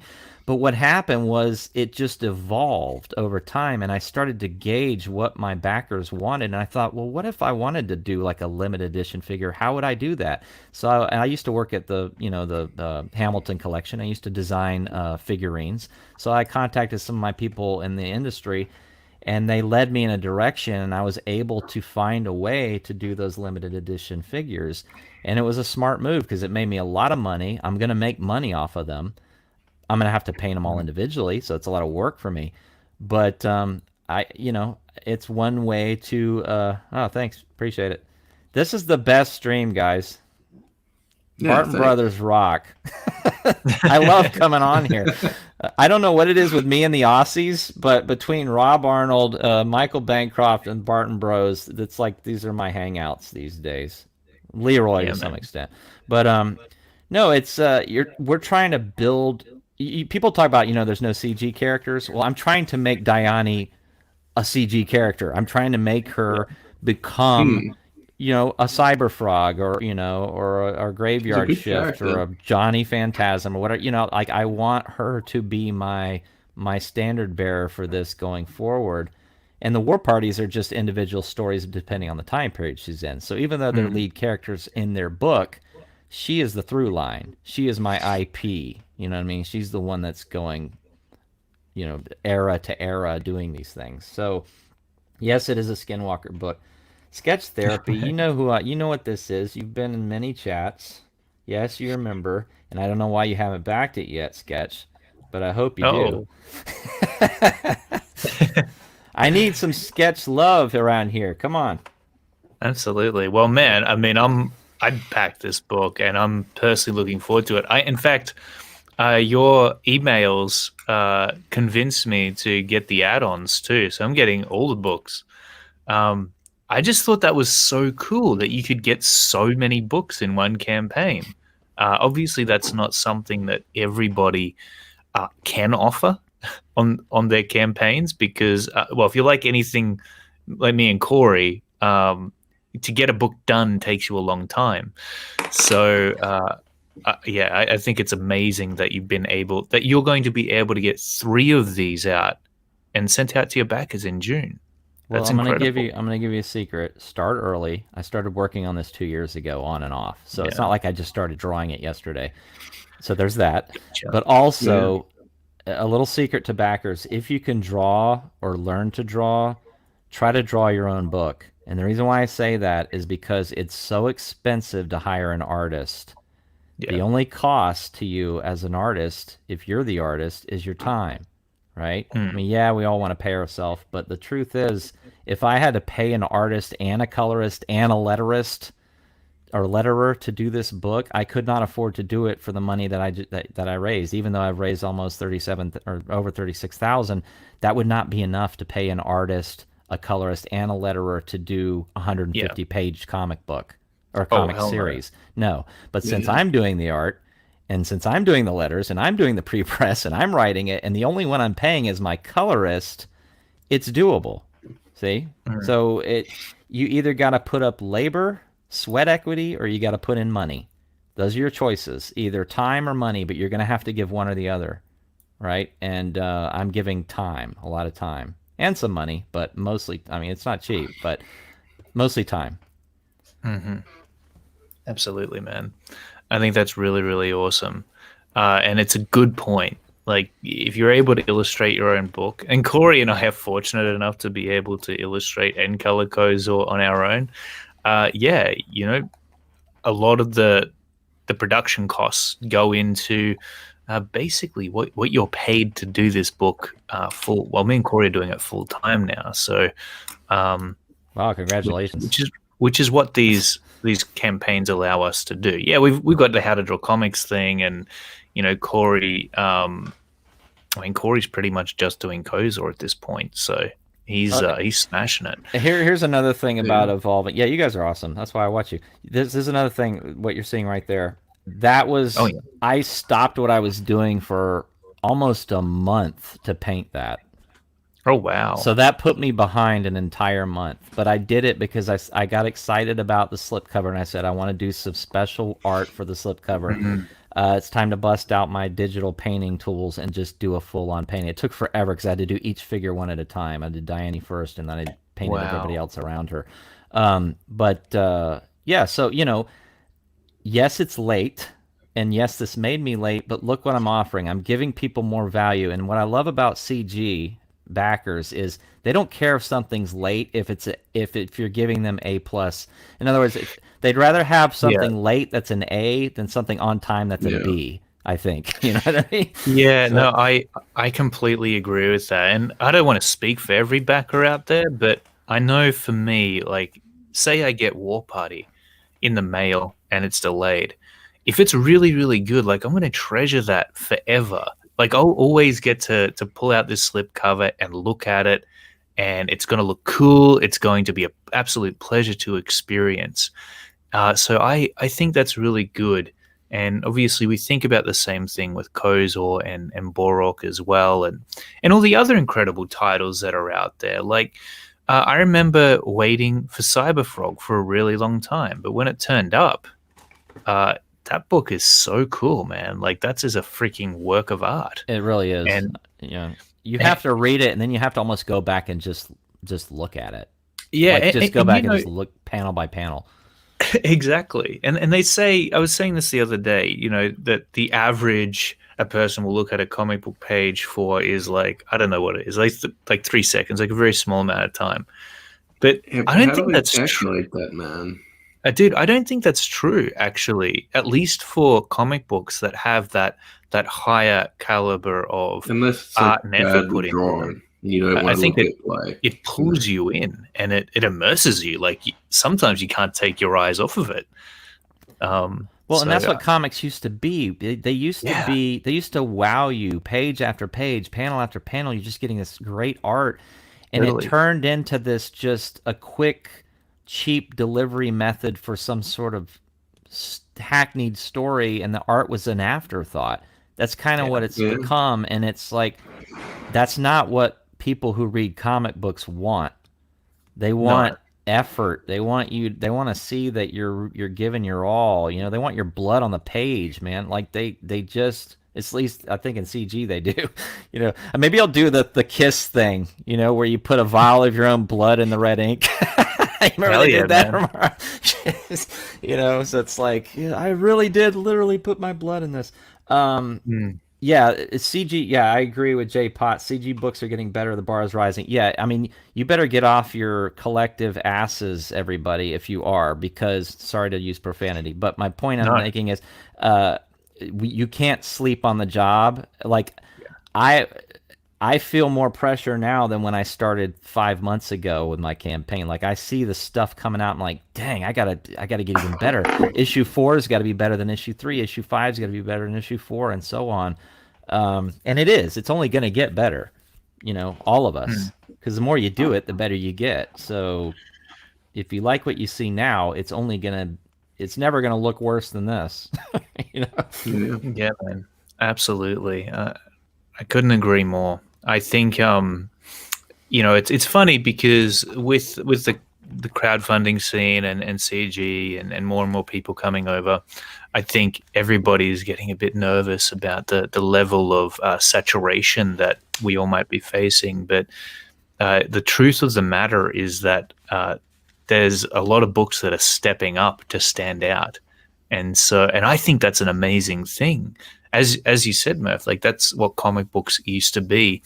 They used to be more than a you could argue a marketing ploy. They were actually loved by their Yeah. readers.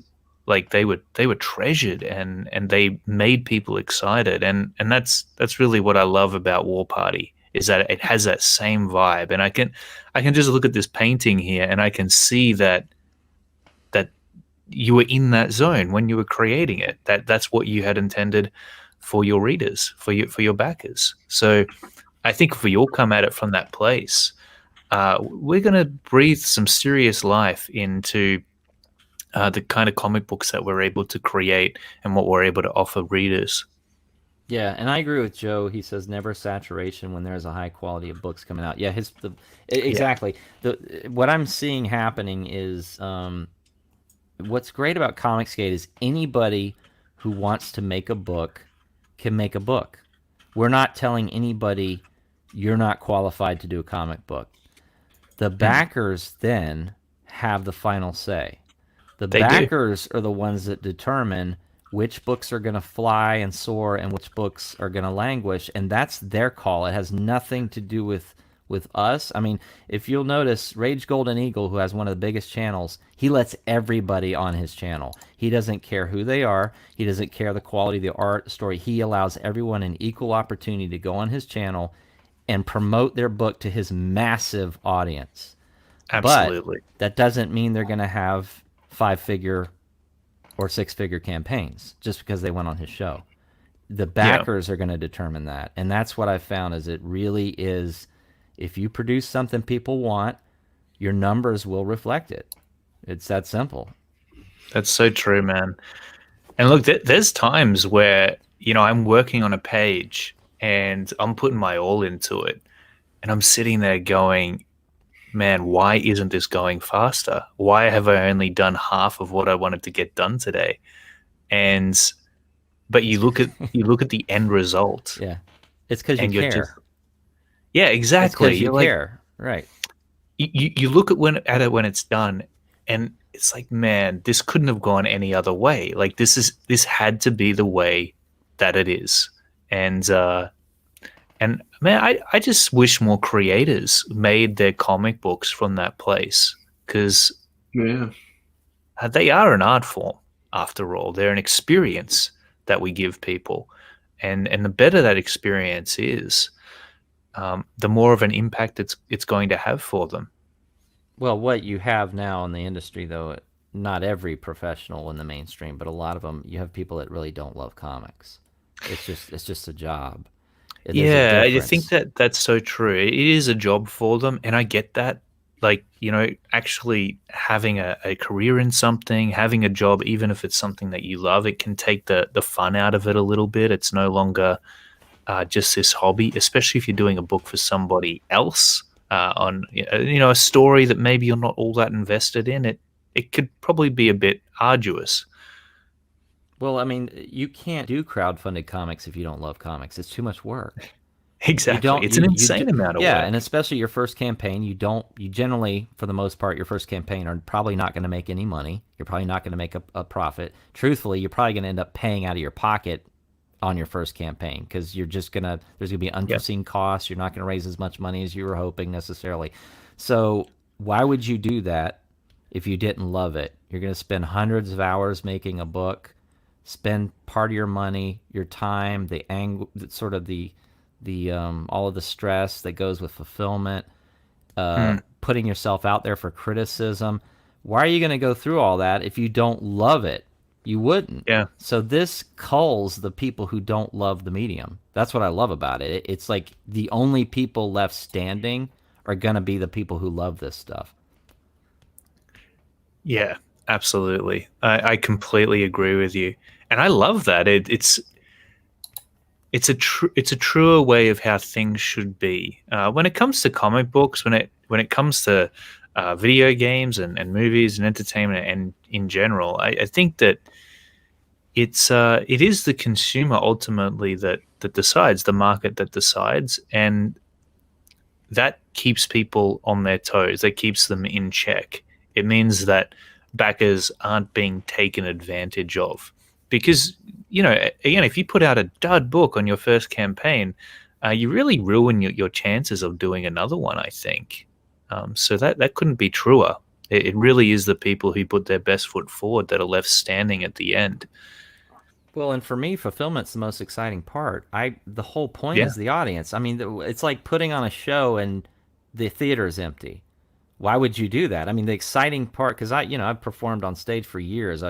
My other sort of interest is singing and acting, and there's no greater high than yeah, 2,000 people cheering and clapping in a show that you've been in. So absolutely. I'm big on the audience. I love having an audience. So when I'm making this book, the whole time I'm thinking about is the audience. I'm thinking about what people are going to think when they read it and look at it and take in the characters.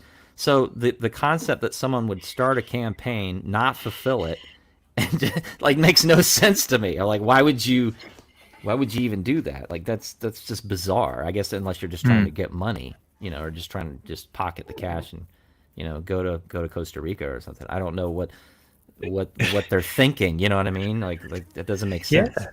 Yeah, well, I think that does tend to be what happens. So I was, and I still am very much so into, the whole internet, um, e-commerce, internet marketing thing, and one of the things that I learned very early on is that there's people who will make a product, could be a course, an educational product, could be a comic book, whatever it is they're selling online, and they make a whole lot of money from it. But then the product itself is a dud. And even though these people might end up making a large amount of money in the beginning, that doesn't last very long at all. And they would have made much, much more if they actually produced something that was amazing, that stunned people. They would have Yeah. made more money in the long run if they would have given that brilliant product away for free and showed people what they're really made of. Yeah, It's a, yeah, and I agree, and that's kind of what my point is with the whole yeah. wanting to get War Party in retail stores. Because I've dealt Oh with yeah, man. distributors in the past. You don't make money in retail unless you sell high volume because you're basically giving them a 60% cover price discount. So you're not getting a lot of money, but that book is in the store. That book is on the shelf. That book could be picked up by someone who will never go to Indiegogo. They see that book, they might read it, they might get into it, and then they go to your website, they find out you crowdfund, and then they're on your next campaign. See, so Yeah. to me, as long as there are retail outlets selling comic books somewhere, whether it's Second and Charles or whatever, we should be trying to get our books, at least some of them. We should be overprinting, taking a portion of that, and get them in the stores. What do you have to lose? Treat it as marketing budget. Send them out, get your 40% cover price. There are still distributors out there. I mean, screw Diamond if they don't want to deal with us, but there's UCS, there's Liberty, there's other distributors out there. And I just think that's for me. I'm not saying everybody needs to do that. Everybody can do what they want. That's what's great. But I still like the idea of having a book in a bookstore. I just call it strange, whatever. Yeah. But to me, if there's outlets selling books, why not try to get your book in there? It just makes sense to Totally, me. man. It's well, that's part of the experience of buying a book, and I don't think we can underestimate that at all. Like, going to the comic book store or going to a bookstore is a pleasurable time as someone who reads comic books. And I guess when it comes to backing books online, you're still getting an experience, but it's quite a different one. And as you said, you're going to be hitting a whole other set of customers when you do get your book in the store. And we can't take for granted the word of mouth either that can happen from that.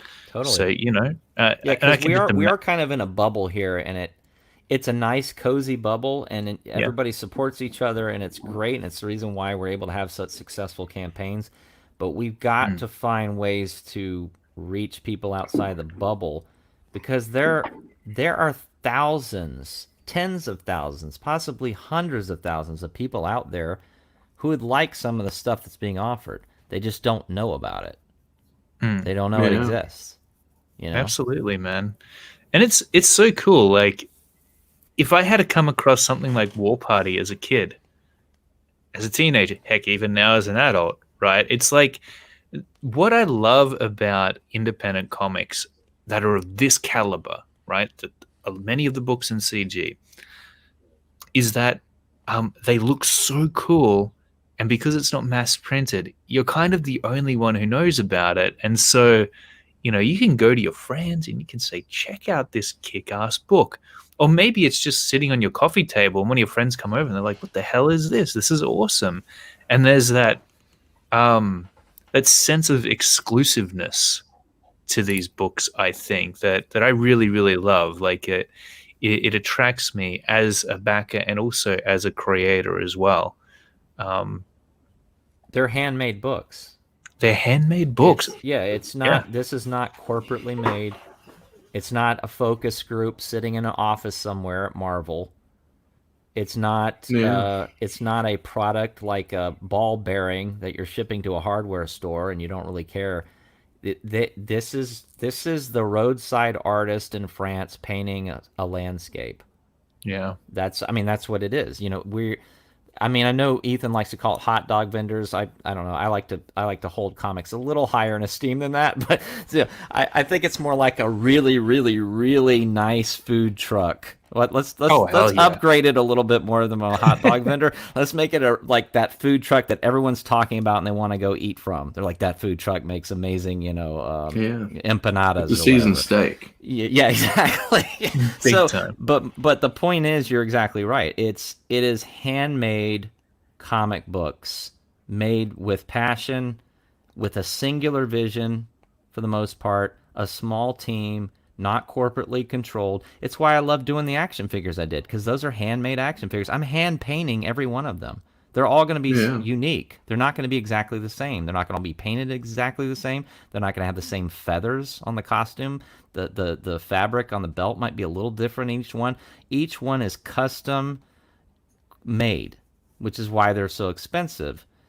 So I like that, and that whole mentality. And I think even as something as big as Ethan's campaign, he's still only shipping to about 10,000 backers. That's not that. It's a lot of people in our little world, but when you think about it, 10,000 people in the global Earth is nothing. It's not that many people, and it's not even 10,000 people because, as we know, 10,000 backers doesn't mean 10,000 individuals. It just means 10,000 backings, or 10. It's probably half that, 5,000 people. So, oh wow, I wish that was in U.S. dollars.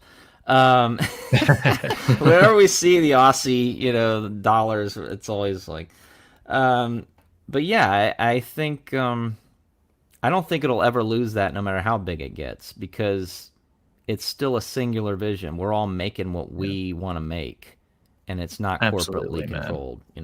Eddie's in the chat. What's up, Eddie? Or I think he is. Yep. What was that? Sorry. Oh, Eddie Winkler. I thought he was in the chat. I thought I saw Eddie in the chat. Say hi to Eddie. Yeah, Bancroft, you said something earlier about backers come first. Yeah, I totally agree. I don't want to give the wrong impression that this is going to be shipped to stores before backers. No way that would ever happen. Distribution, even working out distribution, is a long process because you have to advertise in their catalog or on their website in advance. Then the retailers have to place orders. So it takes a good 2 or 3 months at least to even get the book in the stores. So the distribution is always going to lag behind the backers. The backers are always going to receive the books first. But here's the thing. The backers want, when you back something, you want it to succeed. I've never met a backer that told me, how dare you want to put this in stores and make more money? No, they're like, go for it. Make more money. Put it in stores. We want more War Party. We want you to do whatever you have to do to make money and be profitable and give us more. It's why they didn't have a problem me upping the figures. I originally only did 5. They sold out in the first day. So then I went back to all 5 backers and said, do you mind if I make 5 more? And they said, go for it. Make more money. That's awesome, So I was like, okay, I'll make 5 more. And I could have gone back and said, can I make 5 more? And they would have said yes. And I could go, but I didn't want to do that. I said 10's enough. Yeah. I want to keep these things rare.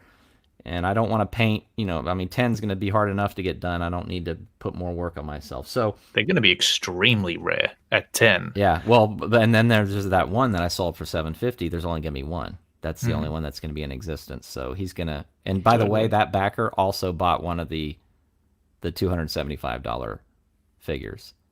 So wow. Yeah, that backer bought everything. I think that backer dumped about $1,500 on this campaign. So when you get a super backer like that, it's really nice. And I have quite a few of them.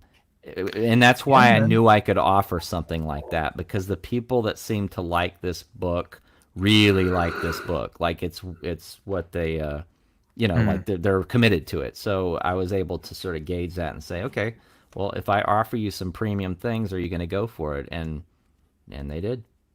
Yeah, big time, man.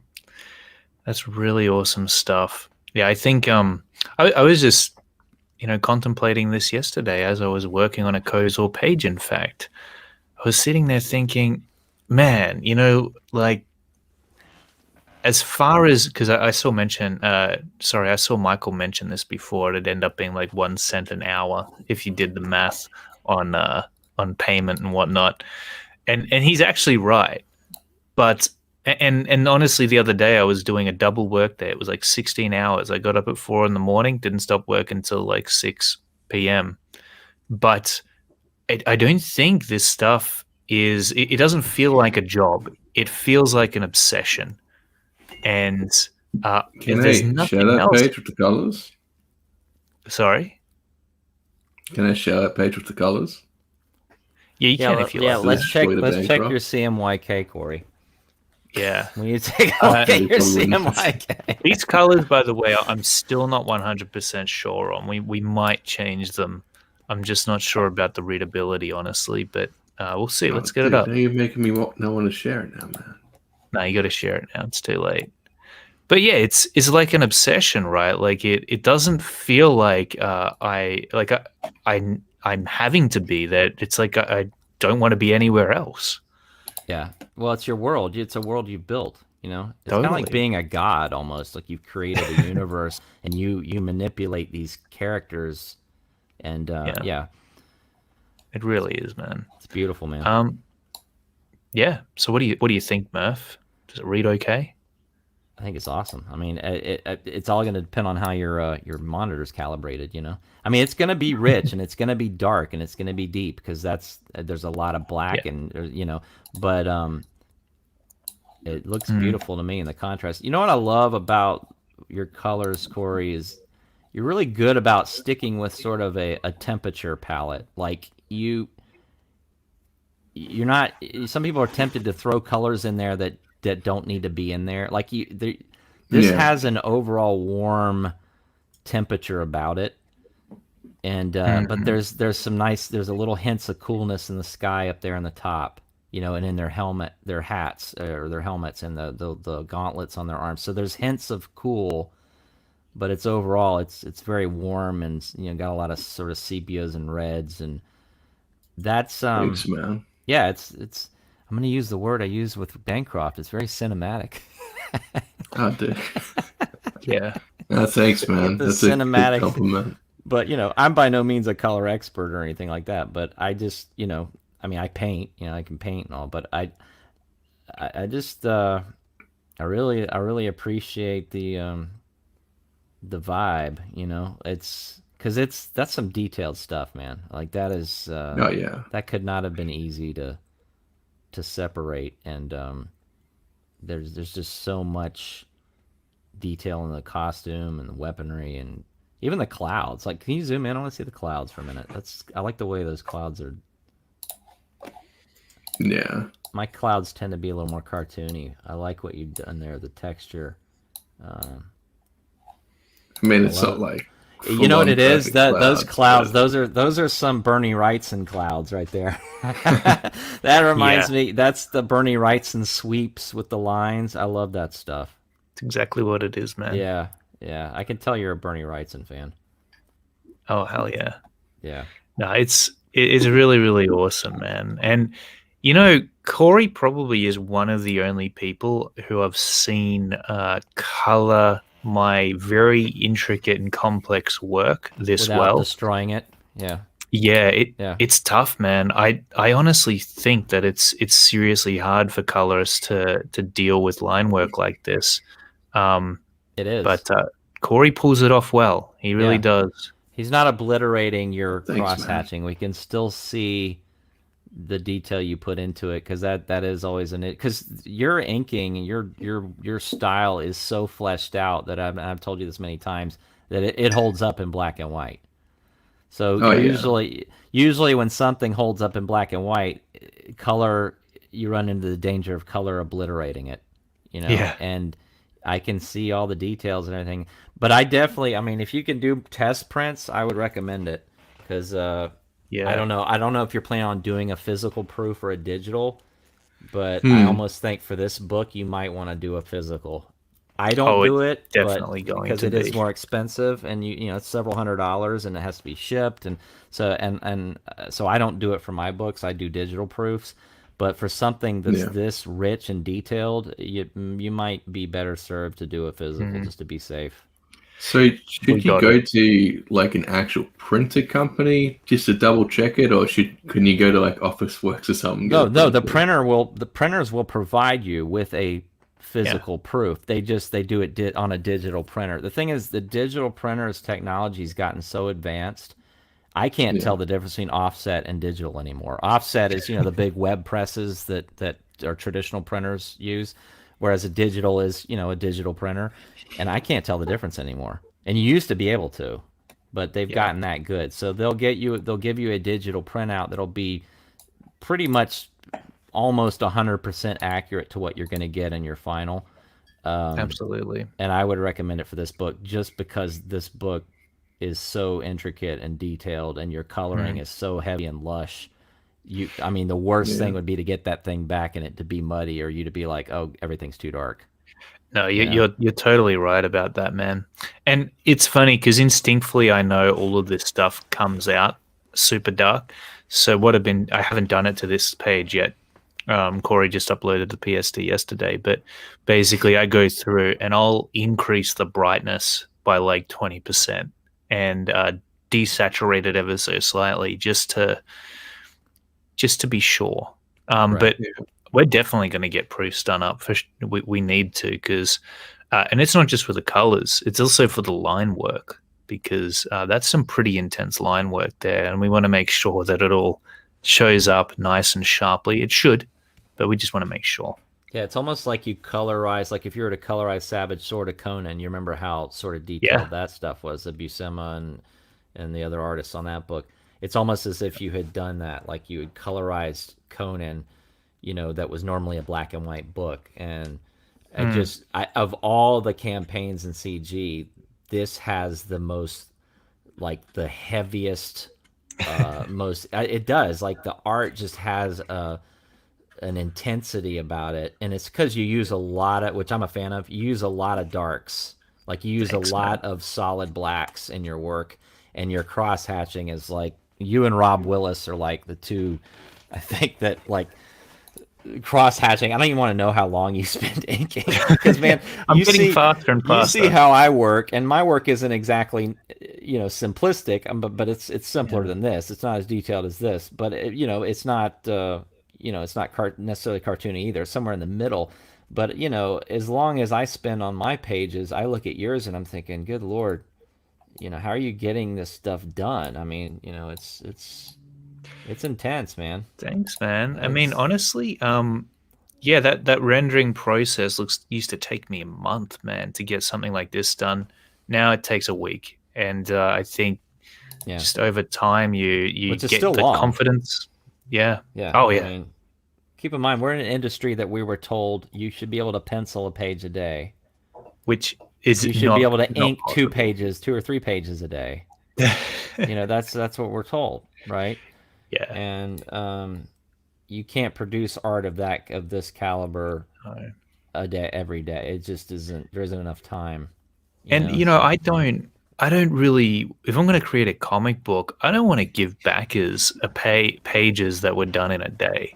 Like that's that they deserve more than that. Like I want to dump a good amount of time into each and every single one of these pages to make it like I want a page that looks like it took a week to do, you know?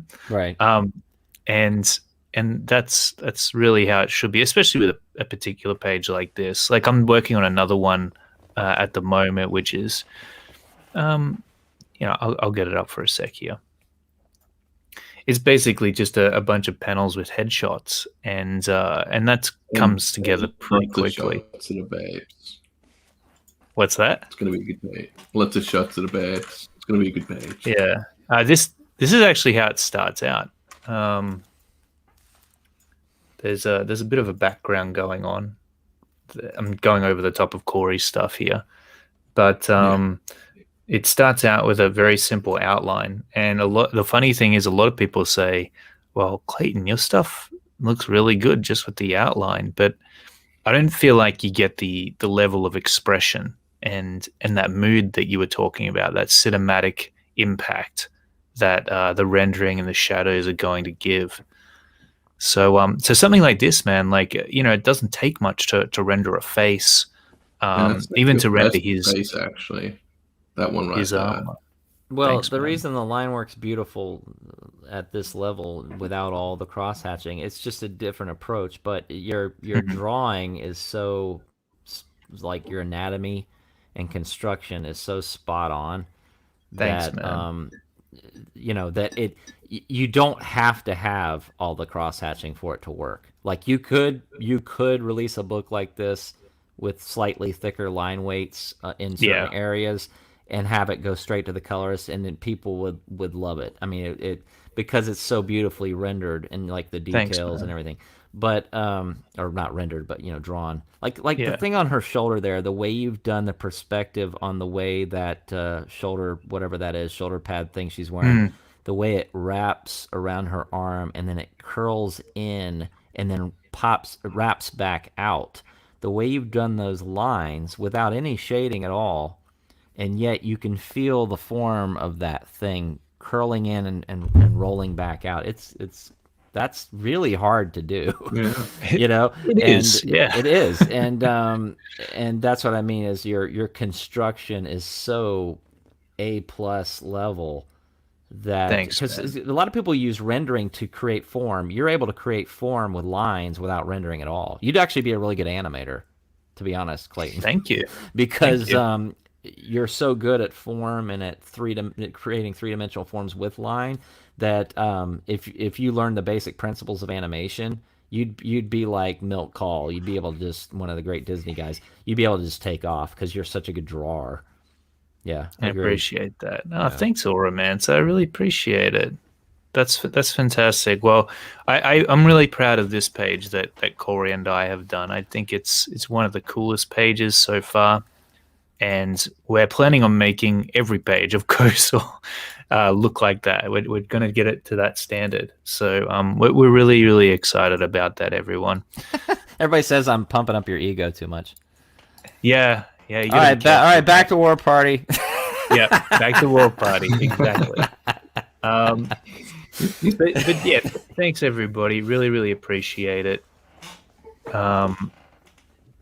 guys are awesome. Really amazing chat today. Thank you for all of your input, guys. Yeah, it's fun. I hope I didn't overload people with information, but Stan Lee says, you can put this tape in and rewind it, or what did he say? The How to Draw Comics. You can put the tape in. I love how he says tape. You watch it on YouTube now. It's awesome. Yeah, man. It's awesome when you come on here because you are really informative.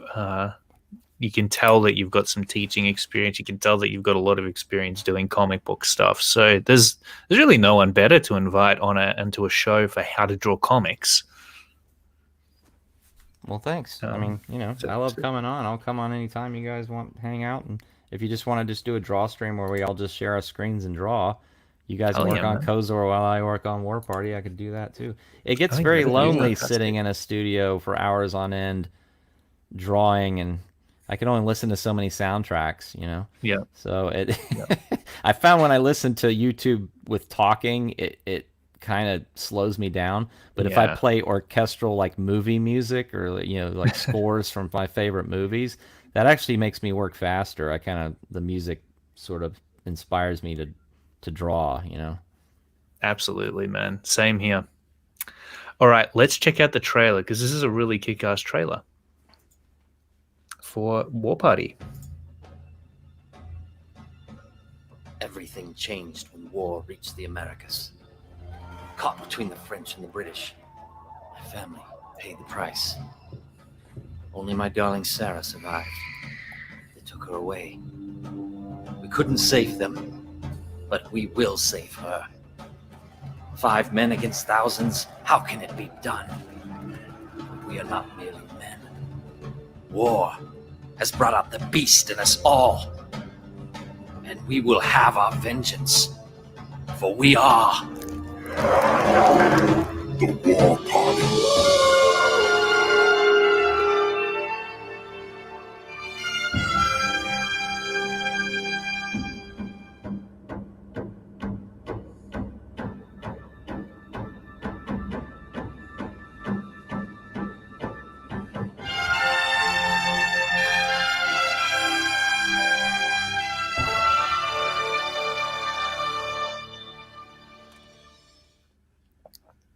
That is a brilliant trailer, Murph. Very, it makes you excited for War Party. It's funny because there's been a lot of talk lately about how important trailers are, and people are kind of split on, do trailers really matter?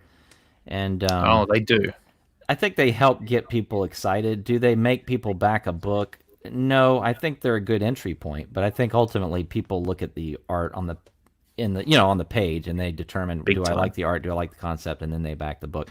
I have been tempted though to try doing a campaign in the future with no trailer, just to see if you could just don't put one on there, or just have a trailer that says this campaign doesn't need a trailer, see below, or whatever, I don't know. I just because some trailers have gotten so heavy on the animation, or they'll animate the title, and it's cool and all, but I'm like, we're not selling movies, guys. We're selling comic books, and they're not going to get that.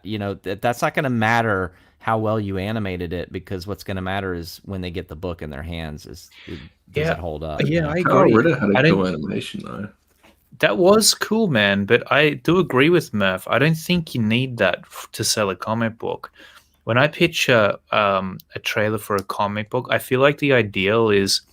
Do you guys ever remember the intro that Todd McFarlane would give at the start of every episode of Spawn the animated series? where he's standing there talking. Like, Yeah. I think the creator really comes into it as a character, and Todd McFarlane did have a visual, like almost gothic experience. He was like in this mysterious warehouse, and the camera would kind of make its pathway to him, and he'd be like, Spawn has just da, da, da, da, da. And he was dark and mysterious as a creator, and it was almost because of him that you started getting into Spawn if you weren't already acquainted. Yeah. So I will maybe tell trailers you more like that. I will tell you the last 5 or 6 at least, maybe more, campaigns that I've backed. I never even watched the trailer. There you go. Yeah, I haven't watched a trailer in ages. You're right. I look at the picture at the top. I scroll down. I start looking at the art. I start looking at what it's about. Like, I want to know what it's about. I look at the art, but ultimately the art 90% of the time is what makes me hit that back button, backer button.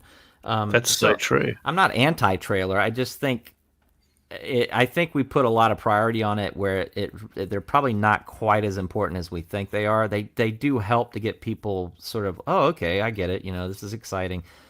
But prime example, you remember Ethan's trailer for Rainbow Brute? There was no trailer. It was just like 2 drawings and Ethan talking, and there it was. Yeah. But it didn't matter because everybody knows it's Ethan. It's Rainbow Brute. It's going to be great. Yeah. So he didn't really need one. Now, if you're not Ethan and people don't know who you are, then yeah, a trailer helps. But I just think it would be an interesting experiment maybe one time for a campaigner who had the guts. Throwing out a challenge here. Could be you, Murph. Launch a campaign with no trailer and see how it does. How great! What bragging rights would that be if you had like a $50,000 or $60,000 campaign and you didn't even have a trailer? Yeah, I actually, it's quite interesting that you made that observation, Murph, because I haven't watched a trailer in a long time either, but I've backed plenty of books. So yeah, maybe you're right. Maybe it really doesn't matter. I think 100% the art in the book has to look killer, and you've got to have that on full display in the campaign. Maybe for YouTube, the trailer is more important, if you're showing it on your YouTube channel or something, because that's more of a video platform. But yeah, and it's also, a trailer's kind of like a leftover aspect of crowdfunding. Do you remember back 10 years ago or so when crowdfunding kind of was starting and everybody would get on camera and tell you, here's my project and here's what I'm going to do. And then they'd cut. You remember how they used to do that? And people don't do that really that much anymore. They don't get on camera and talk about what they're doing. It used to be very necessary because the creator wasn't going on streams. They weren't getting to know people in a community the way we are in CG. So the only time you ever saw them was in their trailer. That was it. And now people see us everywhere but our campaign. So we don't have to get on camera and talk about, I'm doing a book. It's called War Party. It's 6 issues. And here's, I've worked for Marvel or whatever. You don't have to do that anymore. So I kind of think trailers are kind of a leftover method that may not be as important as they used to be. Maybe even a distraction. They do say that if you want somebody to execute a particular action on a web page, this comes from web design, give them as very few choices as possible. So they don't have the option to click on a video and watch it, and the thing next to it is the back button. Oh, and another thing, and this is something I see on campaign, scroll down and show your viewers how few words I have in my campaign. Oh, yeah. Scroll down. Yep. People don't want to read stuff, guys. I hate to break it to you. People want to look at stuff. They do not want to read a bunch of information. 100%. There's hardly any words. There's all my words right there. There. A brief summary. Okay. Come down here. How many pages? What's the format? And who are the creators? And that's it. I don't sit here and talk about my past. I'm not talking about what the risks and challenges are. I'm not talking about all that stuff. I cut all that stuff out. Cut it all out. So true. People just want to look at something. They don't want to read. You couldn't be more right about that. It's all about the visuals here, guys. All right, awesome. I think this has been a brilliant stream. We're all going to get back to work now. Corey and I, probably Murph as well. What do you got planned for the rest of this evening, Murph? I'll work till my wife and son are doing Music Man at a local Equity theater right now. They're both in a show. There you go. So I work until they get home, and then I stop. So yeah, I'll probably work for another couple hours and then go to bed. We take every opportunity to work.